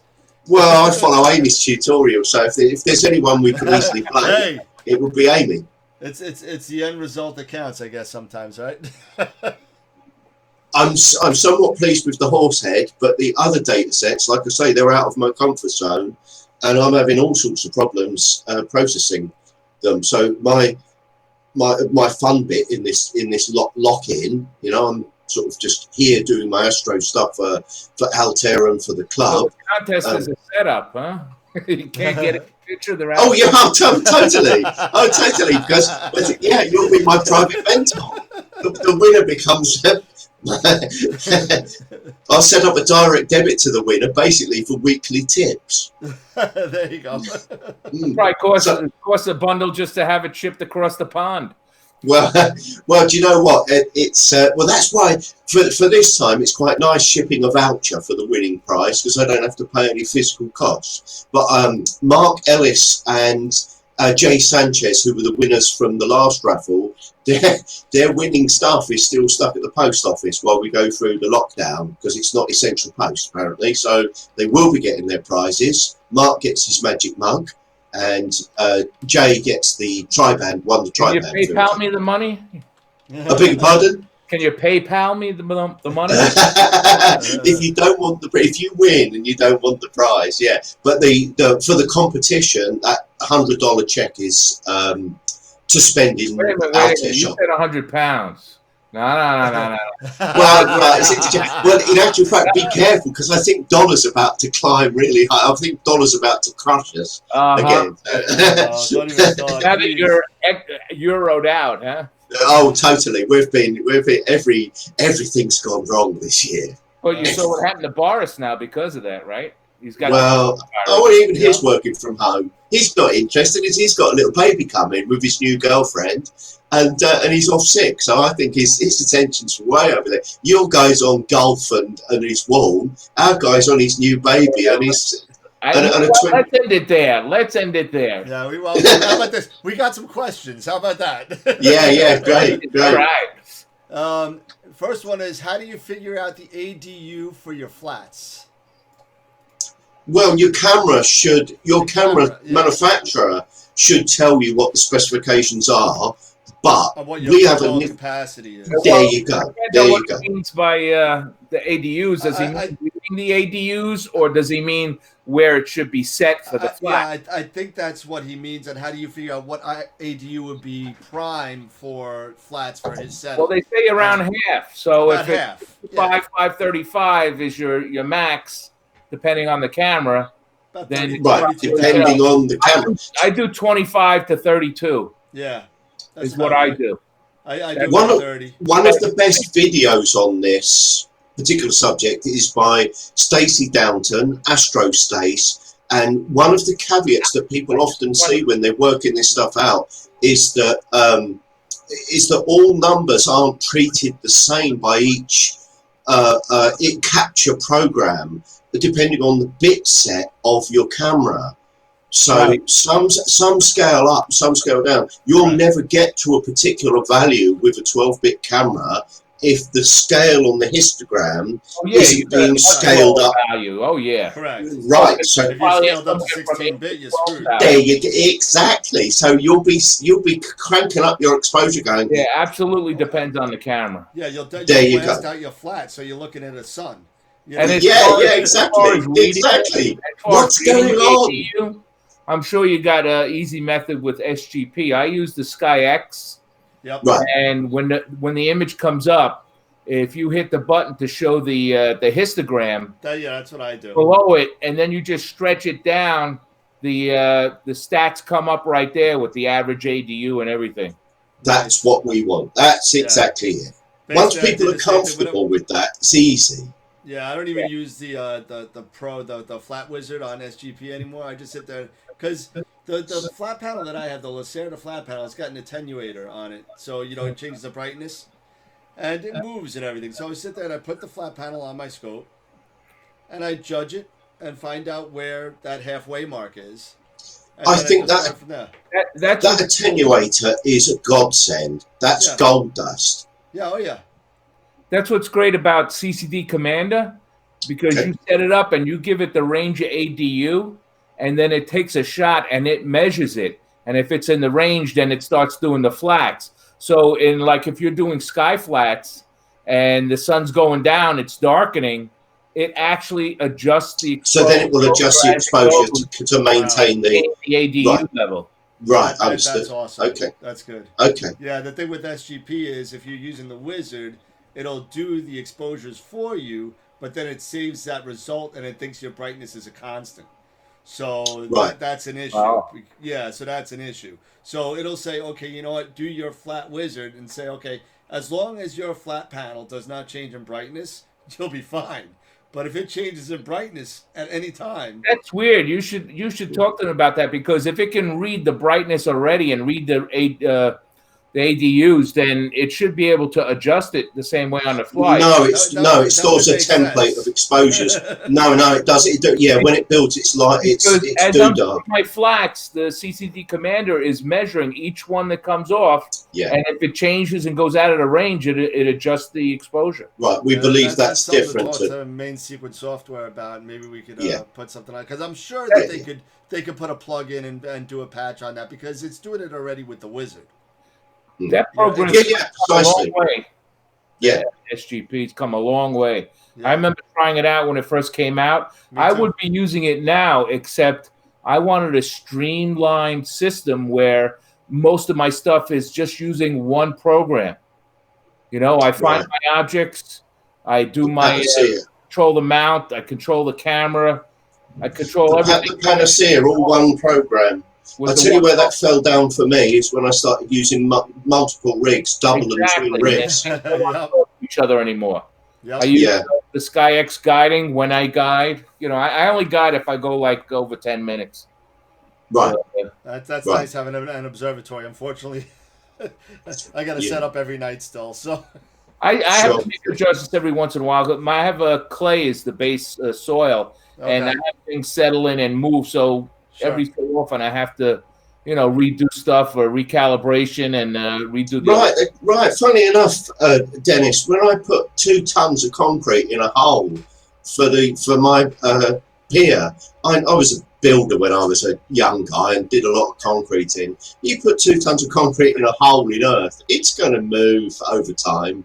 And Oh. people think, yeah, it does. It's been moving around a little bit over the last year and a half. It's had a little go here and there. It's not on bedrock. If it's on clay or it's on sand, I mean, Oh no, it's not on bedrock. No, of course it's I not. don't, No, I don't I'm have not on the top of I a don't hill. have a frost line here, so I didn't go that deep. But mine is 2.5 feet square Right, by probably 3 feet in depth. plenty. Yeah, lots of And then it plenty. comes up to a 14-inch square for about 3 feet. And then it goes into a 4-foot steel pier up to Okay. Wow. See, Homebrew beer. the concrete comes up to a steel pier. I got the software bisque pier. Oh, you got. Sorry, yeah. A manufactured beer, not a homebrew beer. Right. Yeah, Right. gotcha. Yeah. I've just actually swapped out a pier to prove some different myths about piers. Over the years, there's been myths about piers, about different construction methods, and at the moment, I'm using one, obviously from Altair Astro, the affiliate partner, and it has a adjustable top. And there's been so much aggro with people going, an adjustable top will cause bend and wobble and flex and all sorts of stuff. Go on. I used to be on this forum, astronomyforum.com or .net, whatever it was. And I remember one guy, he made his pier out of plywood, made a plywood box. Oh, go on. And he had it there for years, and he never had any trouble with it. Worked perfectly. Right. So there's a lot of myths around. You see, I cut a tree down when we moved here. Not a particularly big tree, an ash tree, so a hardwood tree. And the stump, I've been looking at it. Obviously, I've done my concrete now. But the stump, I looked at it and I thought, could I bolt something on there? I don't know. At some point, I might try just for the and giggles. Yeah, you know what it is I was going to do the same thing as a portable setup. I had a tree that I cut down, and I purposely cut it, about 3.5 feet high off the ground. Did you? And it was solid as a rock. The only problem is it dies, it dries out and cracks, and the bugs get in there. And bugs, right? Okay. So after a while, it just, couple of years, you can get a temporary use out of it. That's the deal. A temporary use out of it. That was all I was looking for. Now, I didn't opt to do that, but I wish I had, because it's still absolutely concrete solid. I could have got away with just bolting a bit of something on there instead of. So what I have found between the completely solid manufactured pier that was the leader for a while and the other type of pier with the adjustable top, my solid pier, extremely nice, very, very heavy. I had no problems with it, so no brainer. I've put that to one side, put the adjustable top on. What I've immediately found is by centering the adjustable top, all my go-tos are bang on. So that's the first thing I've found. The difference between a non-adjustable pier and a highly adjustable pier is that, okay, polar alignment makes no difference, but the software we use for our go-tos does like to be leveled to build its initial map. So I've found that my go-tos now are just so accurate, it's beautiful having a level top. Now, I did analyse the guiding. Now, obviously, I can't. It's not an apples for apples because I've taken the other pier off. It's impossible for me to swap a mount backwards and forwards in 10 seconds. However, the guiding, I've got a big mount on this. It's an 8 class on these supposedly bendy bolts, and I was guiding the other night, and we got it down to 0.4. So it's about 25 kilos on it, plus an EQ8. And we've got it down to 0.4, and this is me, remember, this is inept. I'm not very good at balancing. I'm not very good at, I'll take the guiding assistance, I'll take PHT2's guiding assistant and just say accept, and walk away. And so the bendy bolt stuff so I now believe that if you have a pier, you want to be able to level the top.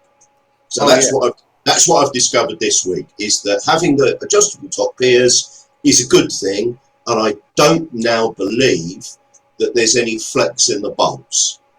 Okay.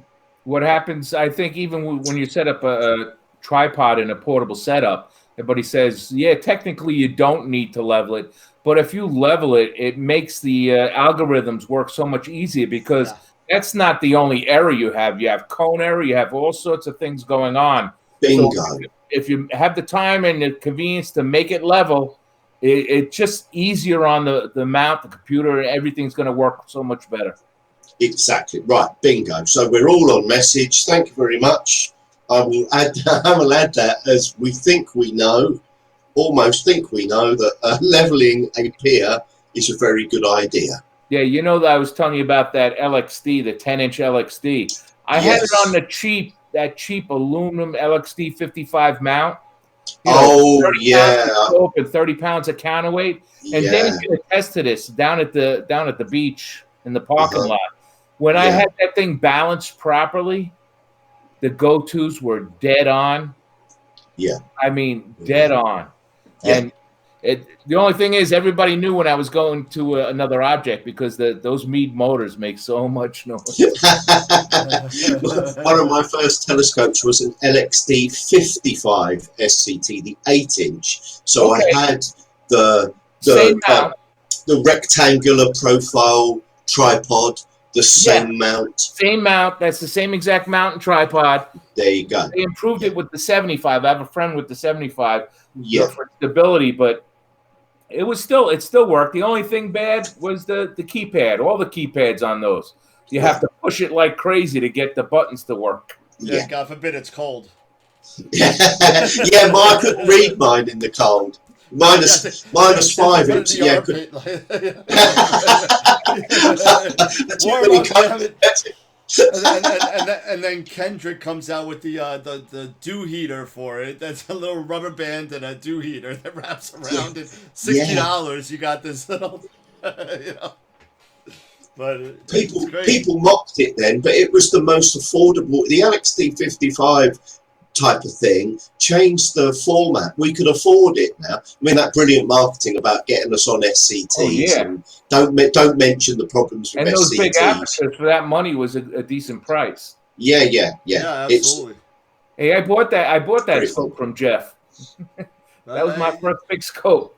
Let's see. My first scope I bought from Jeff was probably the LX200 GPS. Oh, the one you had all the trouble with. Yeah. The wires binding up. Yeah. They call me I Mr. never Wire. forget. Dude, you used to make fun of me like so many times. Look at it. He spends 3 hours setting up. He gets nothing accomplished. I so know the feeling. That's one of the things that got me involved, you know. You and the Bradleys. Yeah. Yep. Bill and Brian, God rest his soul. And Dan Janicek. I used to go down to the beach with my dog. Dan's usually here. Dan's usually on. And Dan would be there with his setup with the refractor and mount and the tripod, and 2 car batteries and wires all over the place. And he'd be spending like 2-3 hours trying to get focused. I know. And I'd be watching everything else, and I say, you know, Dan, it was just the 2 of us. I said, Dan, I'm going to start packing up, okay? He says, yeah, don't worry about it. I'm all right. But I think he's got things much better now that after he built the observatory. Yeah, he's doing great. He's doing great, man. He's usually on the show. He's usually on this thing. I've seen him a couple times. Yeah. Yep. He was actually on when I was on before the show. I was doing. I saw that, and I thought you were live, and I said, "Where's the chat?" And then I noticed 80 minutes ago, and then I said, "Wait a minute," and I clicked on the Astroworld thing, and I saw that you guys were up then. Yeah. So you know, it was just somebody was asking me about how to set up and what I do a little bit like a little sequence generator background. So I was like, all right, let me do it. You know, it's gonna be the only clear night we forgot. I'm supposed to be on vacation. I picked a hell of a week to be on vacation, but you know, it's just well. I took a second one too. I said, you know what? Can you give me a second one after that? He's like, yeah, sure, take it. Go ahead. So I'm on vacation till April 16th. Hey, I left the house the first time today in a week. Yeah, I hear. Yeah, you. we went over to Walmart. What did you find? We went over to Walmart to pick up groceries. We ordered them online, so we didn't have to go in the store. Yeah. They bring them right out to you in the parking lot. Put them in everything's right in the UK. Everything's crashed on that. You can't get any deliveries. You can't get any click and collect. That's all out the window, mate. Our normal 2-week slots. They show you 2 weeks of I order food and have it delivered. It took us a while to unload it, you know. I put on my nitrile gloves, carried everything up on the deck outside, and debagged it. And I took off the gloves, and then Chris wiped down everything with the Clorox wipes. Yeah. She wiped everything down, and then I put them away inside. Yeah. Yep. That's what we gotta do. No, I hear you. That's what we. Hey, I'm in the risk zone, so I had some health issues that put me in the risk zone, so I got to be careful. I'm sorry. I got out of the car to open the trunk for the guy. I put my mask on. If I had one, I'd use it. But no chance. Well, I don't know. It's peace of mind, isn't it? They say the masks are more effective for stopping gook going out, aren't they, than coming in? But you know what? 75% of the people have it, don't know they have it. So that's the issue. Right. A lot of people over here think we had it at Christmas. A couple of friends of mine were actually having hospital appointments at Christmas and chest X-rays. So possible.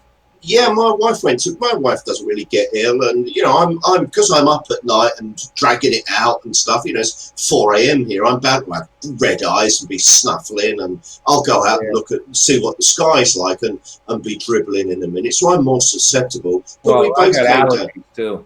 Right, yeah, right. I'm allergic. Right, you picked That's up why I your had cat. the mask. Obviously. It's actually a cloth Sure. mask, and I use it when I cut the grass on the tractor.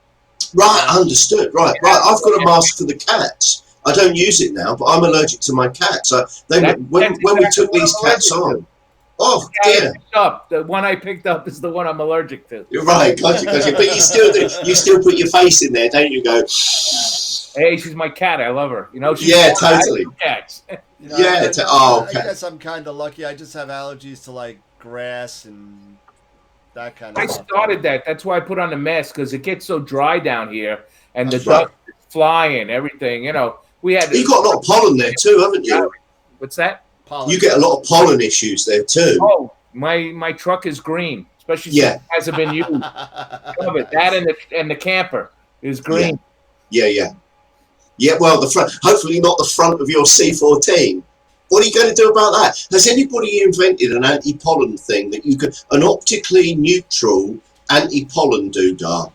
You know, Has anybody? that's an issue because I don't put a cover on immediately after I'm done with it. It's usually the next day, or sometimes it's out there for a couple days without a cover on. It does occasionally get dust, but with the observatory closed, I really have never had any pollen in it. I've had dust over time, but it takes a long time to get dust. Now I just picked up an exhaust fan too. I'm going to put in there. Yeah. I get up over 100 degrees in there in the summer. Yeah. Some fans to pull through. Definitely a good idea. I gotta look into a cooler. You guys know where I can get a cooler for the C14? I don't think. Oh, okay. I know it has the vent. I don't know that it's powered. I don't think it is. I don't think no, it's got vents on the back though, hasn't it? It does have the vents, but that's it. Yeah, it doesn't do much without circulation. Yeah, you got. But I remember seeing somewhere where, and it'd be a pain to take the thing apart all the time, but where you take out the camera and you put this fan inside the tube. It's got a filter on it. It blows air in the tube and then it comes out through the vent holes. That's exactly what I was thinking. I always worried about those because if you do get, mind you, I'm stupid about worrying with dust bunnies in any case, because every time you put an eyepiece in, you're pumping whatever into the tube, you know, aren't you? I walk, in actual fact, when I walk around with my cameras or filters, if I'm walking with a camera without the cap off, I've got my hand over it like a little scared little child. What's wrong with me? I just hope that Celestron's fixed that outgassing problem. They have the paint that's inside of the tube, the black paint. Yeah. In some instances it outgasses, and we have my club up in Asheville. The corrector plate on the inside got like a cloudy film on it. Oh no, that's outgassing. Yeah. Oh, that's not good. Take it apart to clean it. That's not very clear sighted, is it? And so a paint that continues to whatever it exude, an extra set of lenses in there to flatten the field that's in the baffle.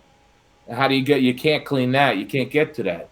No, that's hence my kind of a super clinical treatment of these things, and my fear of getting dust inside a tube. So I've always feared putting active fans on, however good that filter.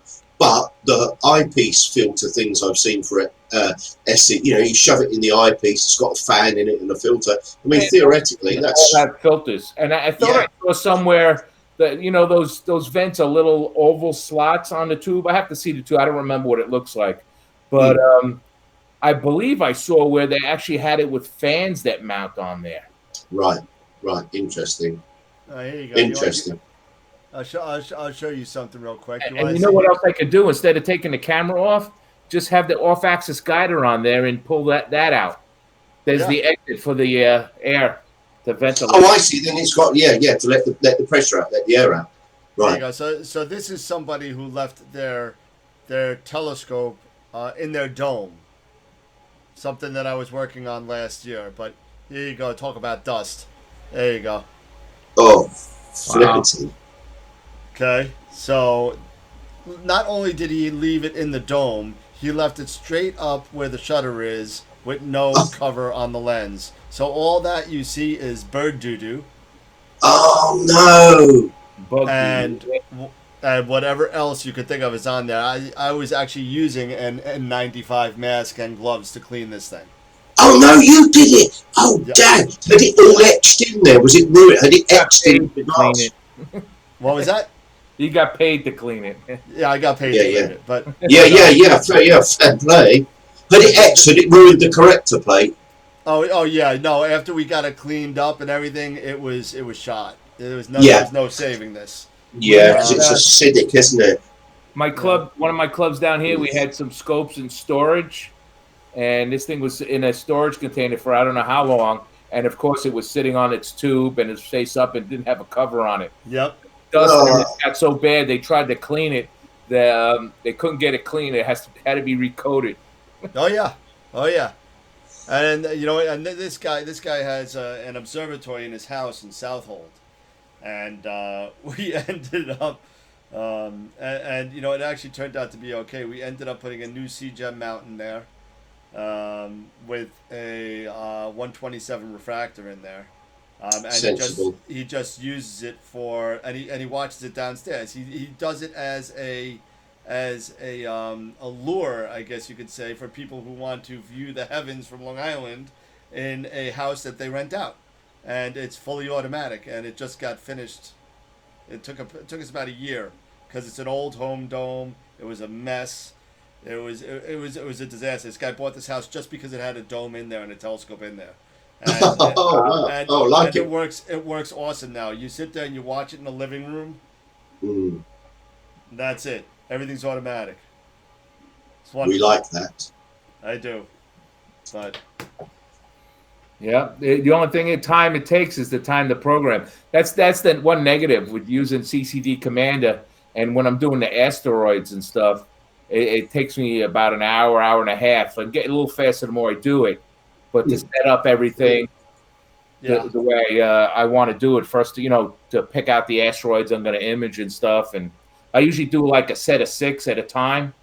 Right. And what I do is take 3 images of the first one, and then go over to the second, third, fourth, fifth, sixth, and then come back again and take 3 images. That way, if one of the images are bad, or if it's very low signal, I can stack those 3 images. Yeah. And then the spacing between them gives me the time, the spacing, so that I can get accurate measurements. But measurements like speed. well, no, the astrometry, the position. Oh, I see. For Right. Oh, sorry. Measurements like what the hell is it? What's that? Measurements like what the hell is it from astrometry? Astrometry. You know, where is it exactly? Yeah. Where is it? What is it? Yeah. Do you know what? Really needed it last night, and it was going slow on me. Everything was queued for ages, and I thought, hopefully, this isn't a sign that there's loads of people up. It can't be. Hopefully they're just using their, because astrometry.net, I can't even say it. That's piggybacking off some university computers, isn't it? We're sharing spare cycles for whatever lovely stuff they're doing for us, but that's just using their spare cycles on their computer. But so we're taking potluck. What we want is a your purpose dedicated for one. the astrometry? Beg pardon? What is your purpose in doing the astrometry?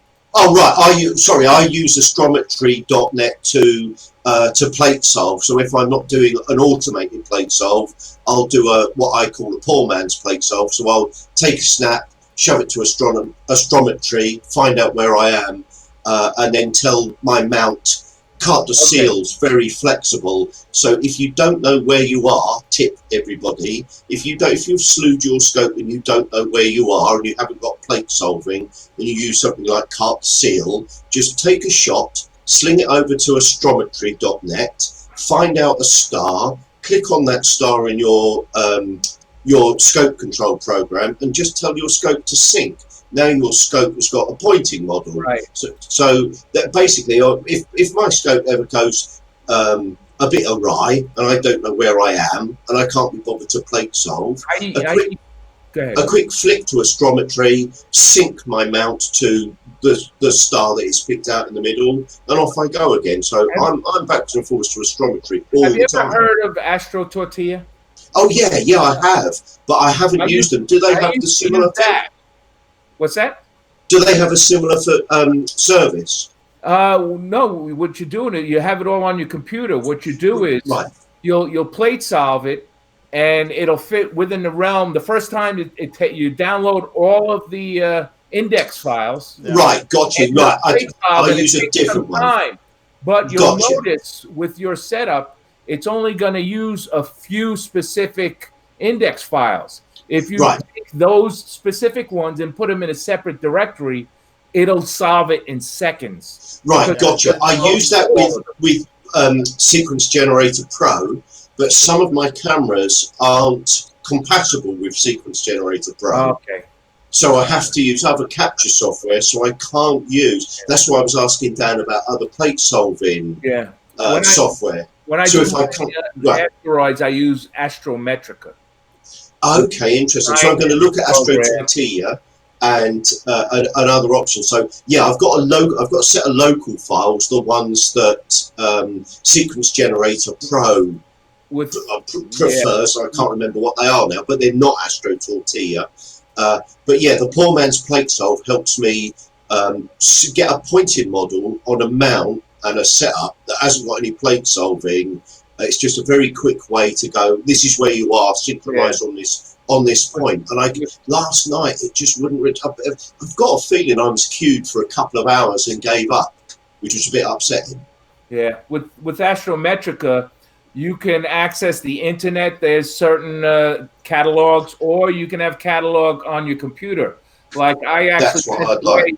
from the U.S. Naval Observatory, and I have the UPAC-4 right. catalog, which is couple of billion stars. It's like 8 gigs, and I have it on my computer. So when I use that, it accesses it almost immediately to pull up the.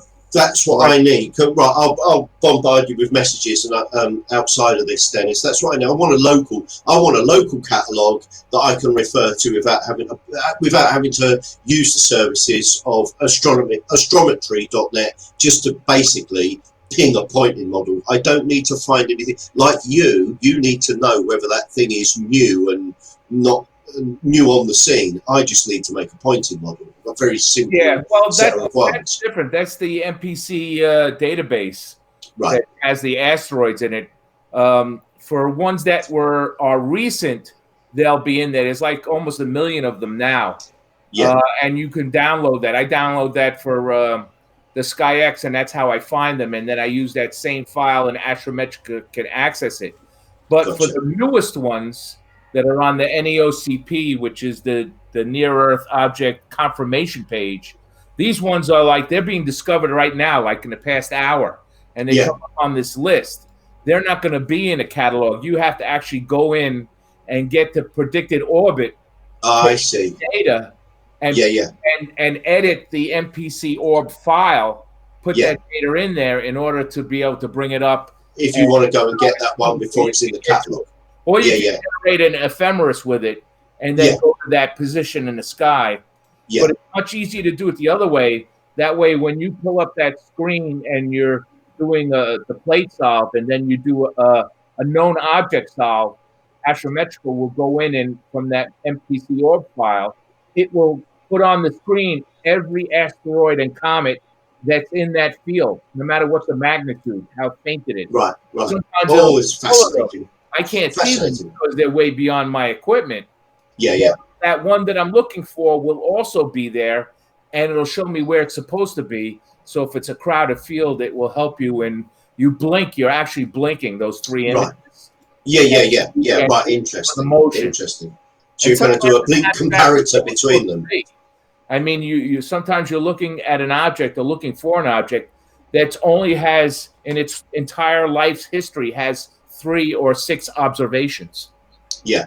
So there is no known orbit. It's just that little tiny piece of curve. Yeah. I'm with you. I'm with you. Exactly where it's supposed to be. Fascinating. Oh yeah, that's what makes it interesting. Yeah. Well, it's always new, isn't it? A lot of the time with astro imaging, you are stumbling across the. I'm not saying I'm getting bored, but it's the same. 6 half dozen old favourites round and round again.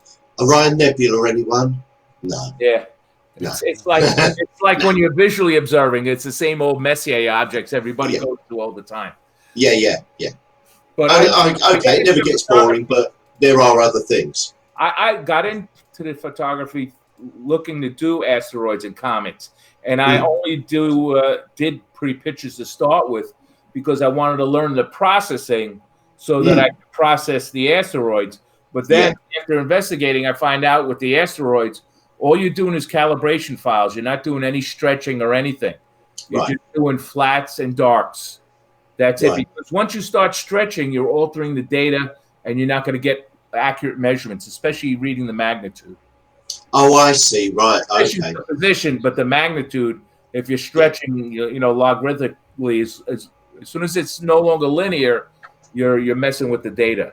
Gotcha.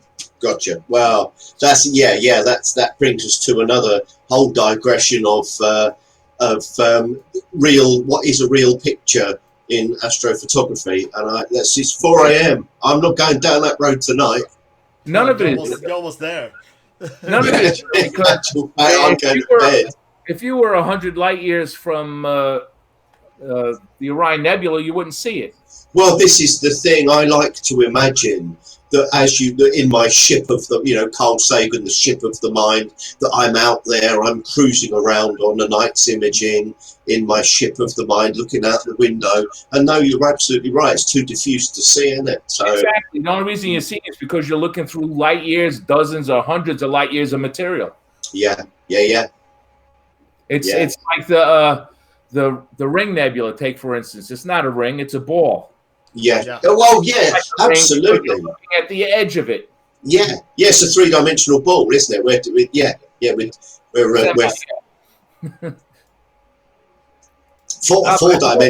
four-dimensional.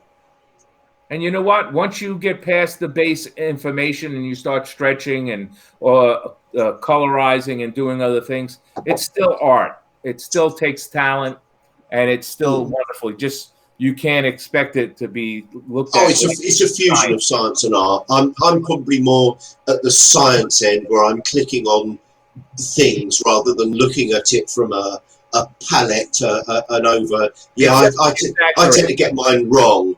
The people that really do get a starscape right you're correct, are artists, scientists and artists combined. A beautiful thing. Absolutely. Absolutely. That's the reason why I want that HA filter too, because when I shoot those pictures of those galaxies with the C14, that HA is going to bring up all those stellar associations. Those red blobs. We love a red blob. Those other galaxies, yeah. We live for the blobs. It's all about the blobs. All about the blobs. I'm so envious. But you know what? Part of the club nature and knowing you guys obviously doing the streaming makes it very personal. But I don't have to have a C14 now because you've got one, and I couldn't lift. To be honest, I couldn't lift it anyway. That's probably the scope. I haven't dropped a scope. That would be the one I'd drop. I know it. In actual fact, the only reason I have it's because it's going to sit in an observatory. There's no way I would be moving that anywhere. No. Yeah. Right. What scope are you using, Tim? Well, in my place, I get a few different ones to play with. So at the moment, I've got a lovely triplet and some smaller refractors and stuff to get to real grips with. But can I give you a little anecdote? When the Skywatch EQ8 arrived, this is a real joke because it arrives on a pallet. It's got to be a pallet delivery. So guy with a van and a tail lift puts the pallet on your drive, and you've got to shift it from there. And on the pallet is a flight case with wheels on. So you spend now an hour getting all the wrapping off so you can wheel. Why don't they just deliver it on the wheels and you push it up the driveway? So it comes in a flight case like about the size of an amp for a little pub gig. So you're having a gig in a pub and you've got your amp or your speaker in the flight case. And I've got the lid off, and people had said the EQ8 is heavy. And I was thinking, well, I'm not very butch myself. And I thought, and it had got caught on the packaging inside the flight case. So as I was trying to lift it, I couldn't lift it out. And I was thinking, my God, this is heavy. And I'd ended up trying to lift the mount, packing, the flight case, and the pallet. Actually, when it had let go from the packaging, it's not heavy at all, and it's got 2 handles on it, and it really is. It's nothing. Hey, the C-14's only 50 pounds, you know. Right, in a huge box, though.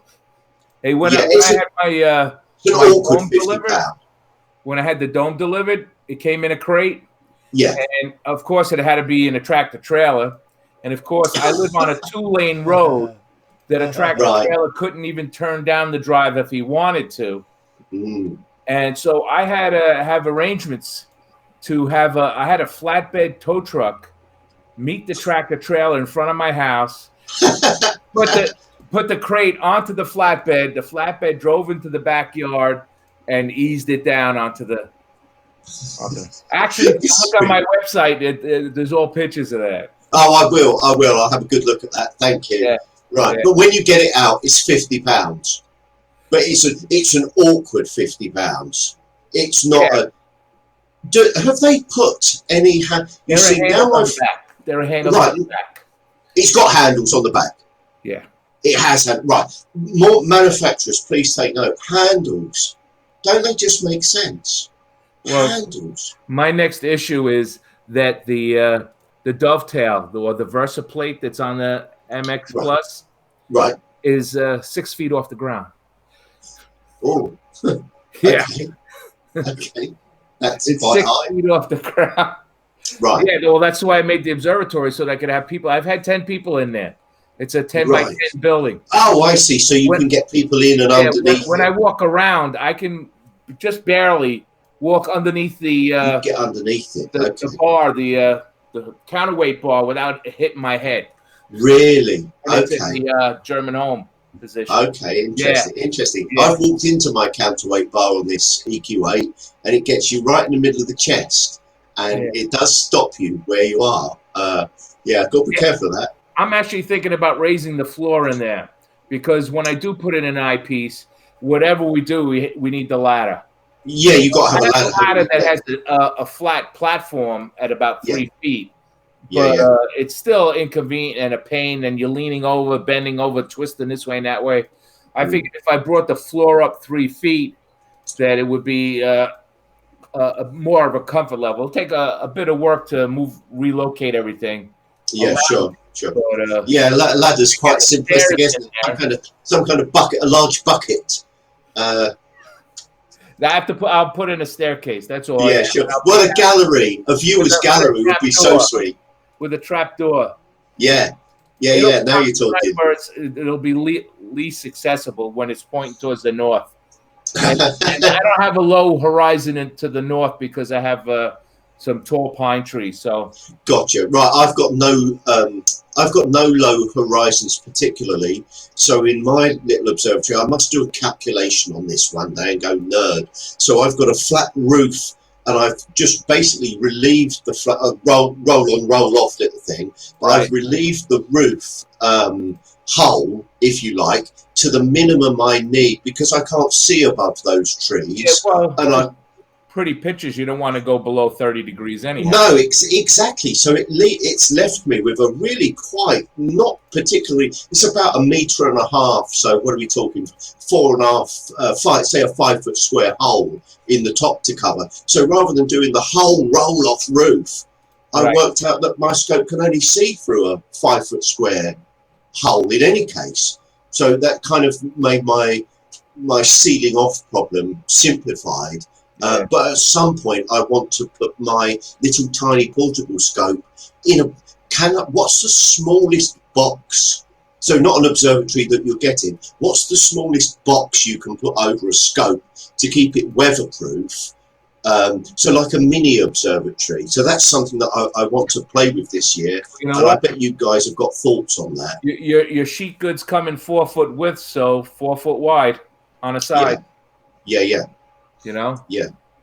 So I've seen some things where they actually have the pier, and it's like a scope box where it actually folds off of the pier. The bottom stays on, and the top just opens up and folds down. A flip top, right? I made a flip top out of cheap plywood, and it all rotted after 2 seasons. But it gave me a bit of an idea to go, do I need to be? So in your situation with visual, you want to be inside there. But for some of my stuff, I quite like the idea of something like a 60 stellar view, sitting under a little pod in the garden, that on a clear night I'll just lift the cover off, connect to it from in the warm bit, you know, from a couch, and I'm scoping. I'm in the country, and I'm afraid of the dark, so you laugh. I have heard the coyotes in the distance. We don't have big wild animals here. The worst that can get you is I'm on 4.5 acres. I have a 10-acre lot behind me that's wooded.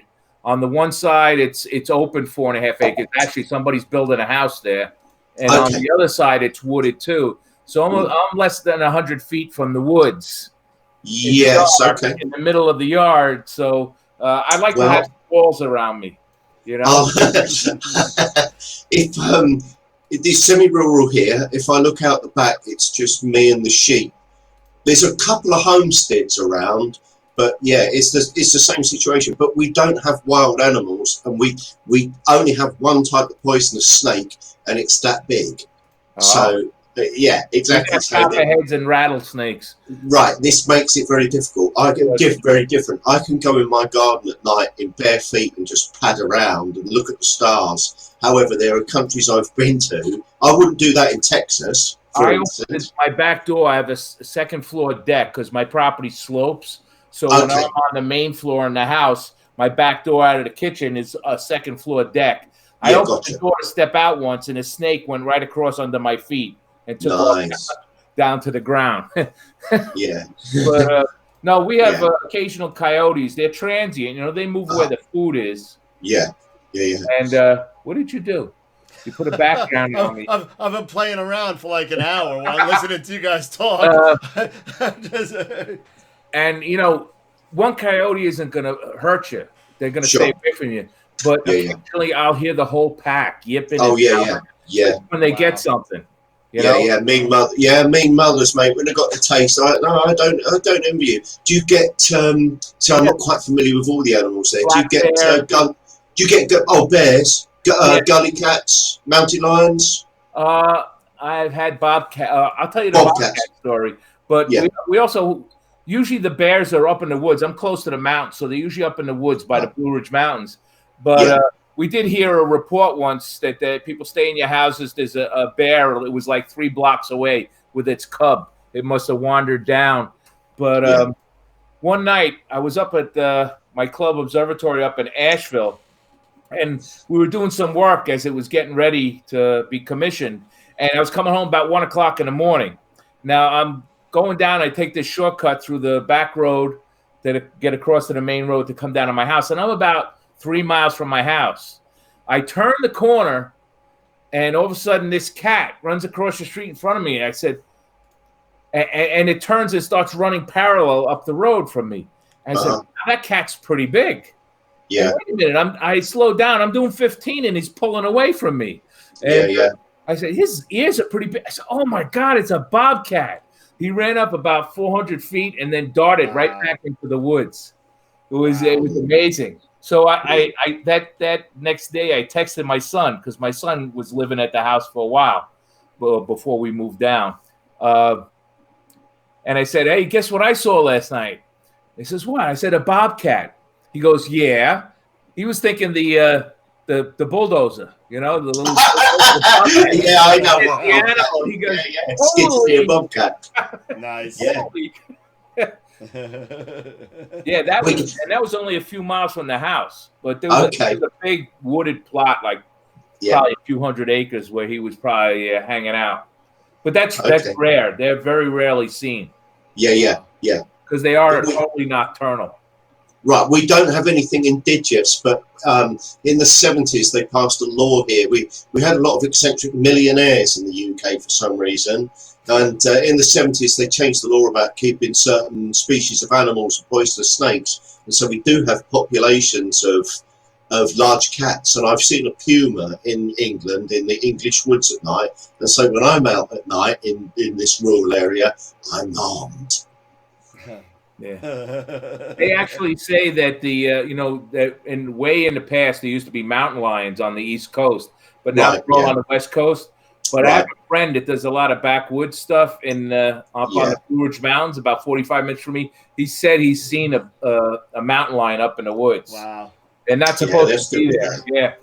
Yeah, they'll still be there because I've seen some CCTV actually from the States where things like bobcats and mountain lions come down into the populations, and they're so good at hiding. They creep around into CCTV will pick them up, but the people go about their business after dark, and they just don't see that you've got some pretty big creatures coming down into your villages and towns at night, having a poke around. And yeah, they're still out there. Mind you, you've got alligators in the sewers and pythons in the swamps too. So, that's down in Florida. When I go to the observatory at night, I don't even walk back there. I drive sure. about 300 feet behind the house. Oh, is it really? Right, okay. That's my fear of the animals. It used to be a peach farm. So it's sort of rolling, and they're, like gullies where they captured the water for the trees in the past. So I don't want to be stepping in a hole. And No, definitely not. So I just take the truck. I just drive around. I park right in front of the observatory, and then don't blame you. Drive back up. Yeah, I would too. I can literally point to mine. I'm the laziest astronomer. Through that shabby old curtain that came with the house, I'll do something with that. Literally through that is a conservatory. Out the door, telescope. So if I see something go wrong, I'm running, and I've got 10 steps and I'm by it. So I've actually got I can do it on one length of Ethernet to hook up my thing. I don't have any again, I'm the laziest astronomer. I'm going I could wireless sit pretty and much. actually I don't know about that. I'm so lazy. I'm pretty lazy, man. I don't know. I would have the same thing. I would have it right on the back deck. The only problem is that my house is south of the observatory. Right. Okay, I see. Gotcha. Yeah, it's everything is a compromise. When we moved down, we looked at a lot of stuff, and this was the best that we could do at the time. Dan's been down there. Yeah, it's beautiful. Oh yeah, it sounds absolutely perfect.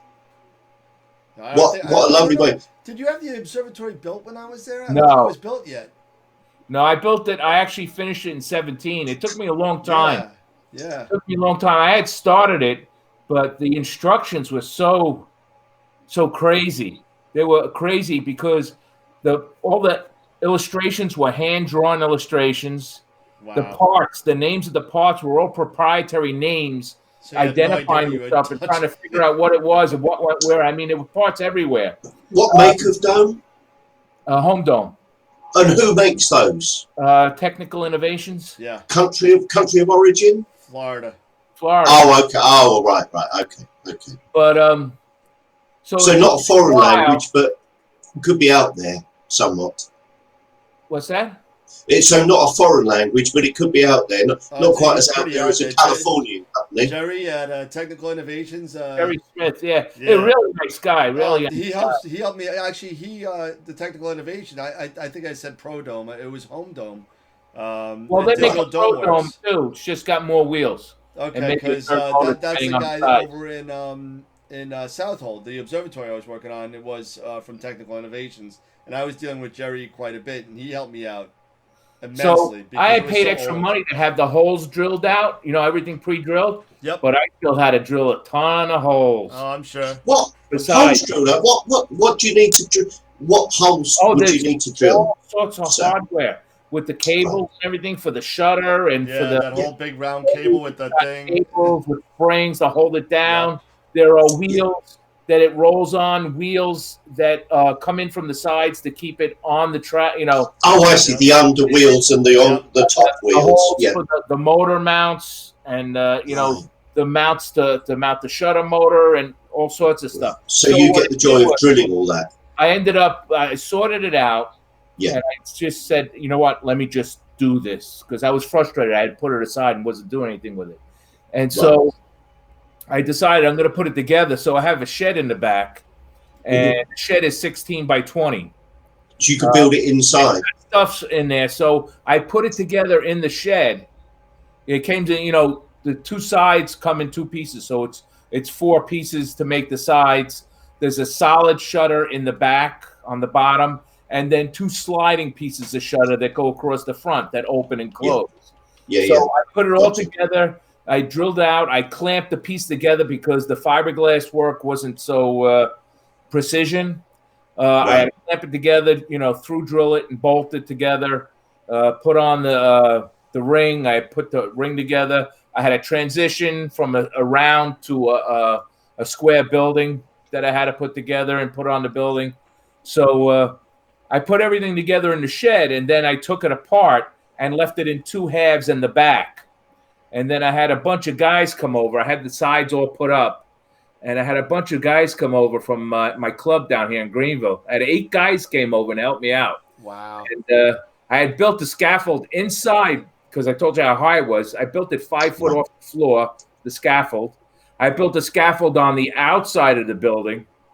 And so I had a few guys inside, a couple guys downstairs, and they hooked up the shell to me on the scaffold, and I handed it over to the guys inside on the inside scaffold. And we tape it down in place, bolt on, put it together. We put the whole thing together, and so it could be solid and closed up in 3.5 hours. Okay. Wow. 3.5 hours, yeah. And I had to do that. I had everything, drilled, bolted. I took everything apart. I had everything laid out where it was. Told them this size bolt goes here. This, do that, and everybody listened to me. Amazing. Not like that other observatory we built. But But hey, no, you built that. I think I scrubbed the wood. I think a little bit. I think that's all I did. So, but we had to because there was going to be 30-mile-an-hour winds in the afternoon. Now, the pieces weren't heavy, but it would have taken off like a sail. They were so right. Well, we had gales over here last year. I had to get it closed up. Yeah. Yeah, a lot of people lost domes. So all it cost me was breakfast and lunch for 8 guys. Yeah. I was going to say, that's if it had been in the evening, I'd have wanted beers too. Then it had got messy. I would have supplied. Yeah. Yeah, it worked out good. That's awesome. I got to build a roll-off next to it. There you go. So now you don't have to set up twice. For the 20. Okay. What about your 15 obsession? Where's that at? That's going to be the Star Party scope. That's the Star Party scope? Okay. Yeah, I actually picked up parts. I didn't finish it, of course, for a 20-inch f5 obsession. Oh, nice.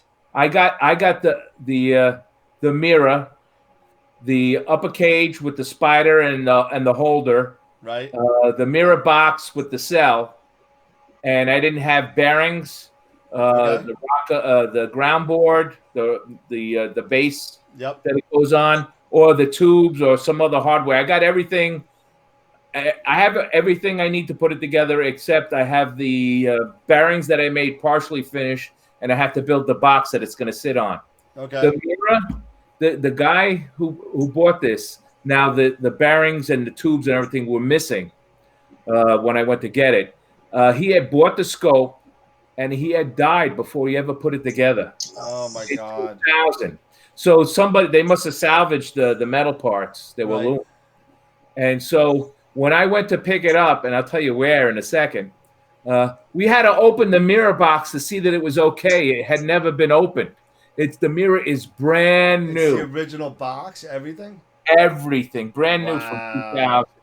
Yeah. So this came up on eBay. And I picked it up. The only reason I bought it is because I got it for a great price. But guess where it was? Where? It was about 5 miles from Custer Institute. I was coming up with something, and I don't remember what it was. I was coming back to New York for something. And when I was up there, I just drove out and picked it up. Well, you might be asking how much you got it for? You're not going to tell me, are you? Text me later. $1,800. How much?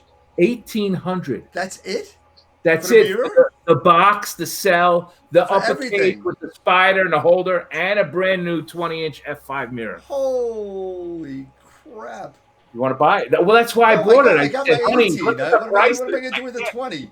Well, I got my 18. My 18's my, Well, what? that's why I want to build an observatory. I want to put a roll off with a base for that and another pier that I could put keep a refractor on it. Nice. But that's down the road.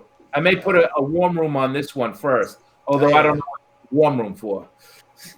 You got to put a cot in there. Why? So you can take a nap. I got my bed 300 feet away. Yeah, it's 300 feet though. Yeah, my bed's 10 feet away and I'm not in it. That goes to be the lazy astronomer like I am, Do you guys? Yeah, Dan. Have you guys sold a lot of weather stations? No, but I don't think it's for. God, I don't want to say what I want to say, but Yeah, I know. That's, I've heard it, some good and bad things about it. I think I'm going to go with the Sky Alert. I wish I could point you in the right direction, Dennis. I can't. There's three of them. The Sky Alert, the Boltwood, and the Cloud Watcher. There's another one that I want to say is the Cloud Watcher the one that Diffraction Limited sells, because they sell one too. That's Boltwood. Oh, it's Boltwood. Okay. Cloud Watcher Home Dome. I think. Okay. So. But that's the one that Dylan just got for his observatory, his new observatory. O'Donnell? Yeah. Did you see the new video he did with the 500? Yeah. Dude, I was looking for the 500 rule. I was looking for it because I know it's out there, and I just happened to read about it. I was like, oh, good, this is amazing. He just came out with something with the 500 rule. So I pressed play, and he's like, actually, now they're running out of things to talk about. You know what Trevor did today or yesterday, whatever? He just put up a video. No, I don't watch this. He asked his wife. He interviewed his wife.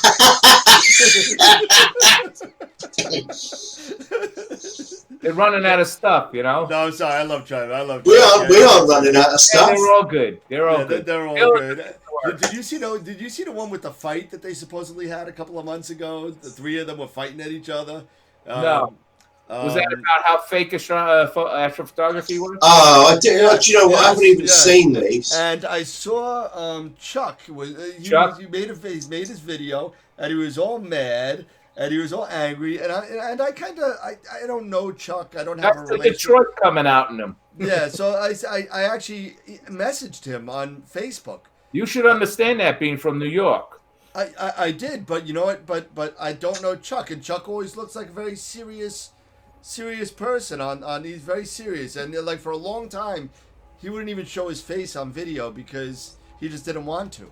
He's a very private person, and that's fine. But I was like, I thought he was really mad, so I texted him. I'm like, Chuck, are you guys serious? Is this an Astro feud? Is this what is going on? And he's like, oh man, I should have put something on. I thought it was too serious. I said, yeah, you got to put something on there because a lot of people are asking me if this is a real fight. so he put something up there later, and he was like, nah, it just, I want to know how Ray is handling that C-14 up and down off of that mount. I have no idea. I hope he's getting help off screen. No, I'm telling, he's got to. I mean, that's crazy. I mean, that's a lot. That's a lot. You know what that reminds me of? You remember when with Donna out there at Montauk, they had the Montauk Observatory? Yeah. They had the Meade 20-inch on the Supermax mount. Yep. They had to have it on wheels with a motor and a joystick controller to roll it out of the shed and put it on the stage to observe because it was a monster. Dude, it's crazy. You need and like guys take stuff like that to star parties. Yeah, you need like a trailer hitch to move this thing. I mean, that's crazy. It makes no sense. Hey, we had a club scope that had a trailer. It was a 17.5-inch. Nice. It was on a trailer. Yeah, a guy from another club, a well-known guy in the area. He had built it, and then he had sold it to our club, and we actually just sold it to one of the club members because we weren't getting enough use out of it. Yeah. And we have the observatory now that has a 14-inch Schmidt in it. Yeah, well, now they're not getting much use out of anything in either of the places because they're all closed up.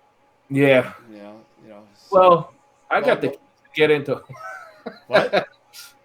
No, not anymore. It was going under renovations, and then this happened.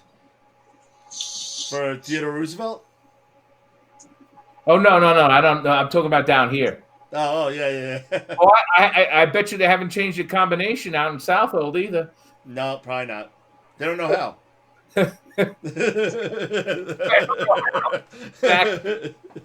I know what that is too. I still got the user manual from when I was certified. You should go out there sometime and see if you could use that scope. Put a camera on it. I used to. Me and Rich used to go down there with my DSLR. That's my wedding picture from the C14. Who? Yeah, exactly. Well, shouldn't do that, you know. That being said, yeah, it's a shame. It is a shame. It is a shame. Miss that guy. Yeah, me too. Yeah, Yes. you were tighter than you guys were tight. Yeah. You guys were tight. You guys were way tighter than me. I And gotta remember that we're broadcasting here. Yeah. yeah. Yeah, you are. This is forever. Where I was there for Mary Lou, you know. Yeah, I know. Just a common friend. Sorry, we digress. Yeah. It happens here. That picture recently. You got it, right? I did. It was a great picture. I got it. Caesar's Head in North Carolina. Yeah, that was a great place, man. We went to that cathedral up there. Yep. That was amazing. I mean, I think you sent that on my email. Oh, right? Pretty Place. You're talking about Pretty Place, yeah. It's a church, Tim, and it's church. right on the side of a mountain. You just look at the mountains. It was gorgeous, absolutely gorgeous. I mean, it was ridiculous. And it was an open air church, so it had lovely. all of the seating going down to the base where there would be like a sort of like where an altar would be, and then a stone wall behind it, and the whole back was all open to the mountains. Yeah, so when you're looking at the priest and you're looking at the altar and everything, all you see behind him is trees. Yeah. Oh, really? Right. Oh, lovely. lovely. Its actual name is Pretty Place. Yes. Oh, is it really? If you Google Pretty Place in North Carolina, you'll probably see pictures of it. Right, I shall. Absolutely gorgeous. Right, got it. Absolutely gorgeous. There it is. Yeah, that's it. Oh, you got pictures of it? Yeah, there it is. Yep. Oh, I got your own if you looked hard enough. Jeez. What is this? Yeah, we had some good times. The weather was actually that was. How many? You only made one trip to the house, right? Just the one. Yep. That was the Thanksgiving. Yep. It was so cold in South Carolina for Thanksgiving, which is unusual, that I had frost on my telescope. Right, really? At Thanksgiving time? Frost, yeah. Right, gotcha. Actually, it was down into the 40s. It's going down to low 40s tonight here. Is it really? It should be. You've got spring in during the day this past week. Yeah. Spring in full swing, yeah? Yeah. Yeah. Yeah. Before the heat of the summer gets there. Heat and humidity. Yeah, that's the bit. That's the hard bit. It's the heat. It's the humidity, isn't it? Oh, wow. So there's the pews here. There's the altar. That's something else, isn't it? That's where and that's what you're looking at during the whole service. Pretty amazing. Wow, that really is nice. And all those below it, it looks like little notches there behind it on the wall are all plaques for people that donated to help build the place. Gotcha. Really nice. Actually, I wish you could go there at night, you know? Be a nice place to set up a telescope to look out. The east and the southeast, yeah. I don't know what happened to your picture, though. My picture? I'm there. Yeah, but the back's all messed up now. Oh. There you go. Yeah, what did you do? There it is. Well, I'm looking at 5 o'clock in the morning here, so I'm going to toddle off in a minute. Oh my goodness! All right. 5 o'clock in the morning. Yeah, well, we got 18 minutes to 5, so I'm going to. We're almost on 3 hours already, so. Hey! Hopefully we got some hits and some. Oh wow! It's almost 11:45. Wow, she's gonna be pissed at me. Likes and some love. Yeah. What do you got? 11:45. Yeah, nice. Another night with my head in the computer. Yeah. Nice. Almost literally. My clocks have gone forward now, so I had a couple of weeks with Easy Hours, didn't I, with Dan, who was also threatening to do the afternoon show, but we haven't quite got there, have Yeah, we? when I went on to that webinar, I had to make sure I had the time that both of us had the daylight savings time. I didn't want to. Yeah. There was a time for a minute where it was only 3 hours or 4 hours different. Now it's 4 hours, yeah, it was 4 hours. now It was just very 5. civilized. Tim, do you know Nick James? No. Sorry, no. You're not a member of the BAA? No. What did we decide BAA was? Association. No, I'm not. I am a fellow of the Royal Astronomical Society, but after tonight, I think they're going to kick me out. That's funny because I'm a member of the BAA. Gotcha. Well, quite right. I think I'd like to be too soon. I will apply. I've interacted with on Facebook mostly with a couple of guys that do asteroids and comets on there. Well, yes, yeah, with very good reason, valid reason. A couple others. Uh-huh. And there's who is that? Nick Evans. He does Comet Watch. They do a podcast once a month. Right, this is all so new to me. But, however, fascinating. I'm going to get involved. I have taken a picture of a comet. Well, actually, I've had 3 successes on comet. Well, I say successes. I've taken 3 in. I've got some nice shots. Well, all right. I've got some indifferent shots, but I would like to learn more. So I'm going to start following you, Dennis, on learning about this asteroid stuff. I got a nice ice on about 2 to 3 weeks before it disintegrated. Just before. Right. Yeah. So now nobody knows where those pieces are, do they? Or do we? Can we track the pieces? Dust to dust. Is it all dust, or is there anything significant trackable left? Small. It's going in the orbit of the comet, so it's I think that was I'm not sure of the orbit, but I think that was a pretty long orbit. So what is he? A big elliptical orbit with absolutely almost 0 chance of crossing our path. Right. Because it's the little bit that bother me more than the big bits. Yeah, that's what you should try to shoot, Dan, is Atlas. Yeah, See? I know. I actually tried. 2019 I didn't try very hard, but that actually, there was another comet in 1844 that actually was in the same orbit, and they believe that they are siblings from the same object. Oh, really? Okay, yeah. And what's the 1844 one? A good one? Was it a sun grazer or a? No, it was just a bright comet. It was bright after perihelion. That's actually was brought up in the webinar today as well. Okay. The orbital elements pretty much match this new Atlas comet. Oh, so nice. they believe that either it split or those are 2 pieces from a larger body, because the original comet, it has or both of these comets, the orbit is about 5,000 years. Wow. Right. They know it wasn't that comet returning. Gotcha. Carl Sagan's book Comet is a big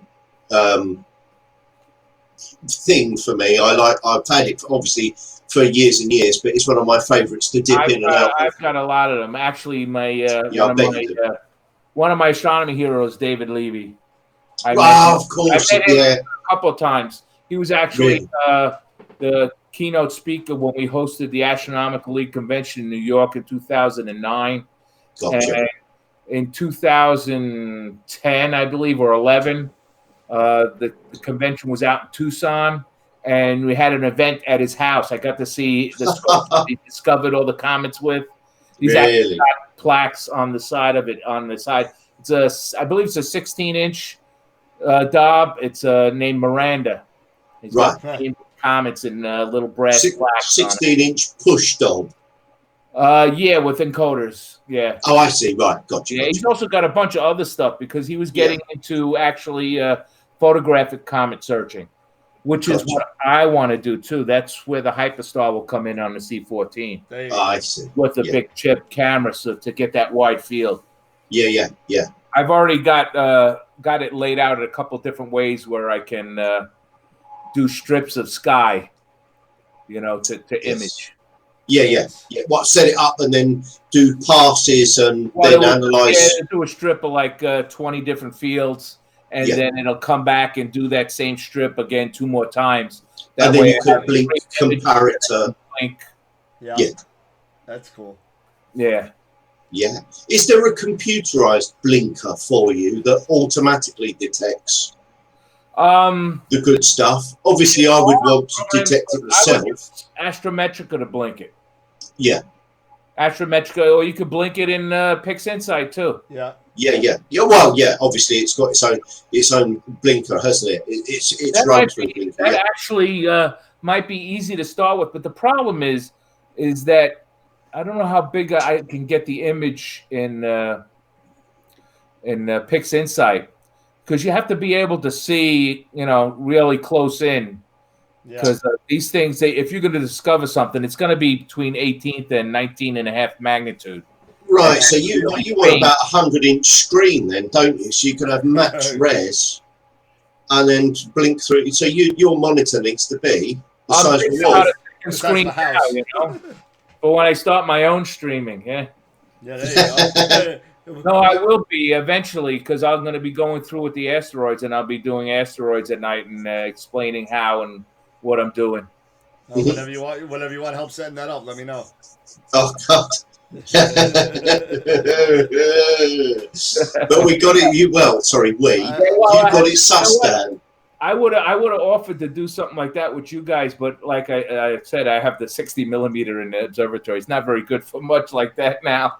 Oh, please, here you go. I got 100 minutes in, just to give you guys an idea. Oh, I tell you what, Dan, show us the 100 minutes, and I'm going to love you and leave you. Oh, that's coming up.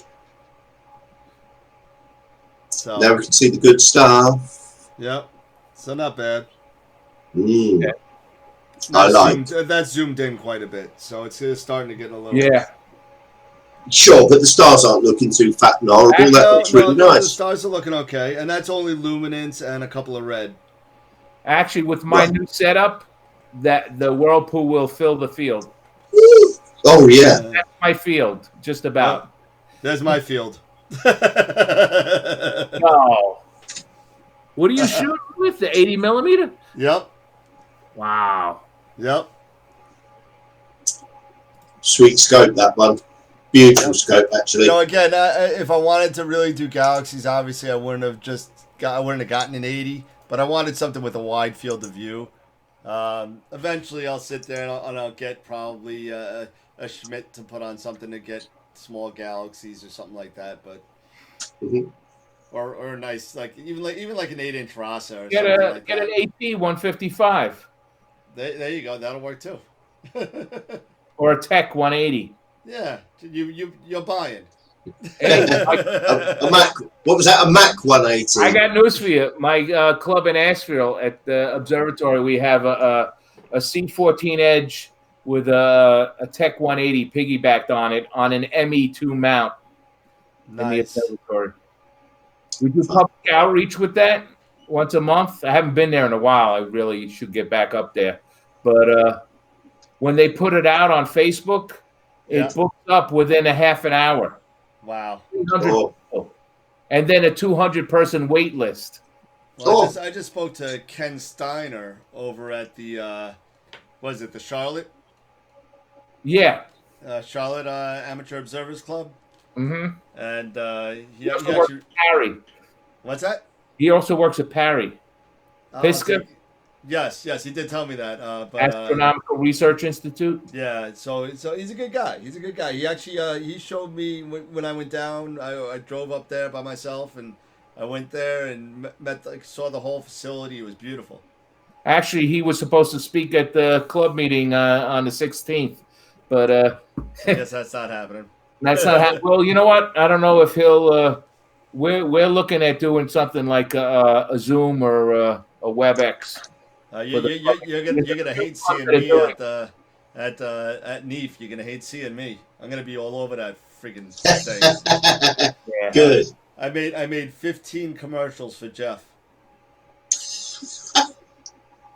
And they were all just uploaded yesterday to Neve. So all you gotta do is see my face all over Neve on the 4th. You still working for equipment?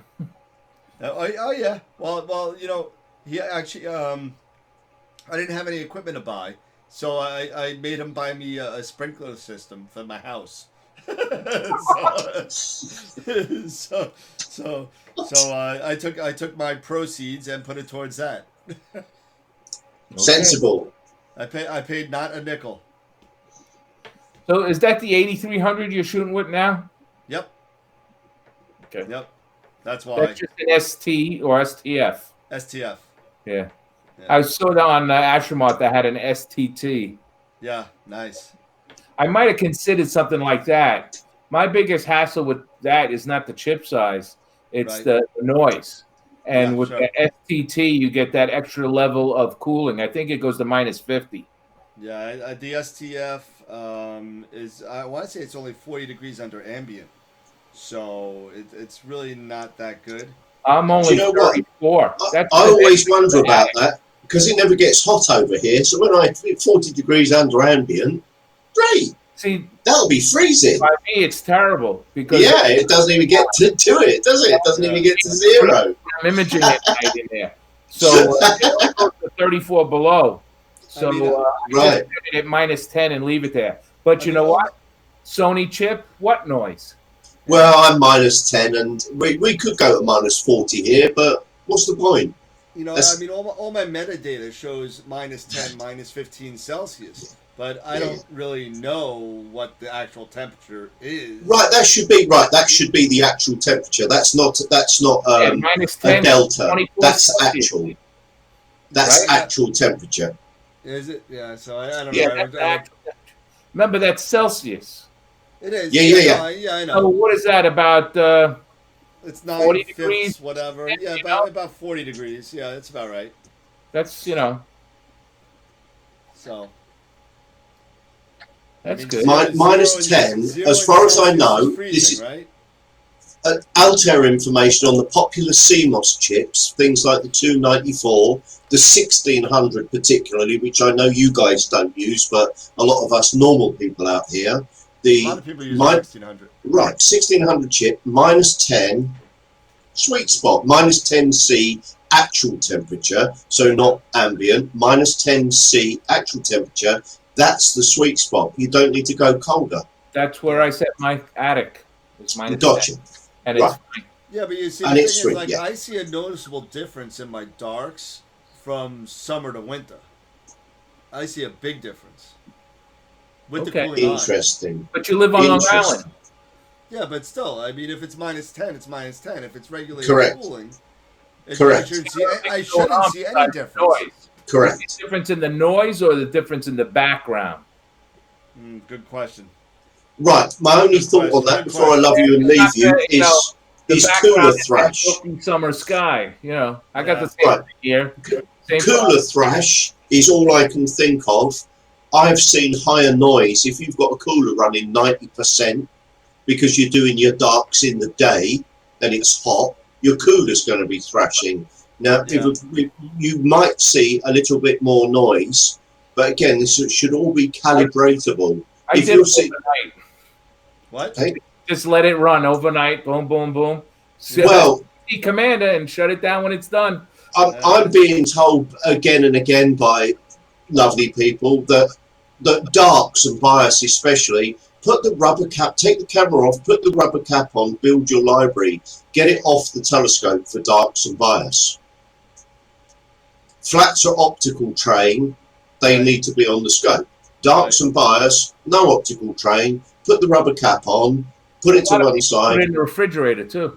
Well, yeah, you can do. But my only issue there is going to be, is the cooler thrashing. Now, the cooler's going to generate electromagnetic disturbances that your sensor, your circuitry might pick up. So if your cooler is thrashing at 90% when you take your darks, but when you were taking your subs, it was at 10%, you might be introducing noise from your tech cooler. Yeah. Might be. That sounds horribly pedantic and far too nerdy for but me. it sounds right to me. I mean, that would make sense. Right. I Right. Well, have a friend that just ordered 8300 Flea Oh, FLI minus. Oh, FLI. Oh, I can Finger Lakes Imaging, right? Okay. Yeah. I'm thinking Right. of Quee, Quai. Quay, It goes to minus 50. Minus 50. Yeah. Well, No South noise. Carolina heat, you know. Yeah. Right, got you. Gotta cool it Okay, down. got you. Go with that Kodak or We got a couple of we got a questions. Don't the darks need to be taking at the same temperature as the lights? Yes. yeah. They do. Right, need to be taken yes, at the same temp. temperature, same Yes. same exposure time. Same temperature, same exposure time, Or but you longer. don't need it doesn't need to be in the Yes, optical well, you tray. can scale the darks. I've with scaled this without issue. What? I've scaled without issue. Have you? I haven't tried that. I haven't tried it. And you can scale down, but you can't scale up. Correct. Yeah, I learned that. That's one thing I learned from Adam Block videos.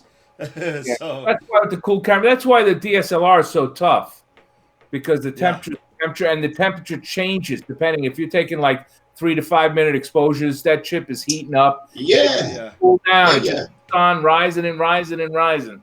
And not to mention the fact, and one of the main benefits, as we all know, of cool cameras is you can build that dark library, and you can do it on a cloudy day that you're not taking the time out of your precious imaging time. Yeah, They definitely. won't change for months. You can use them. Yeah, I mean, I change mine every 3 months.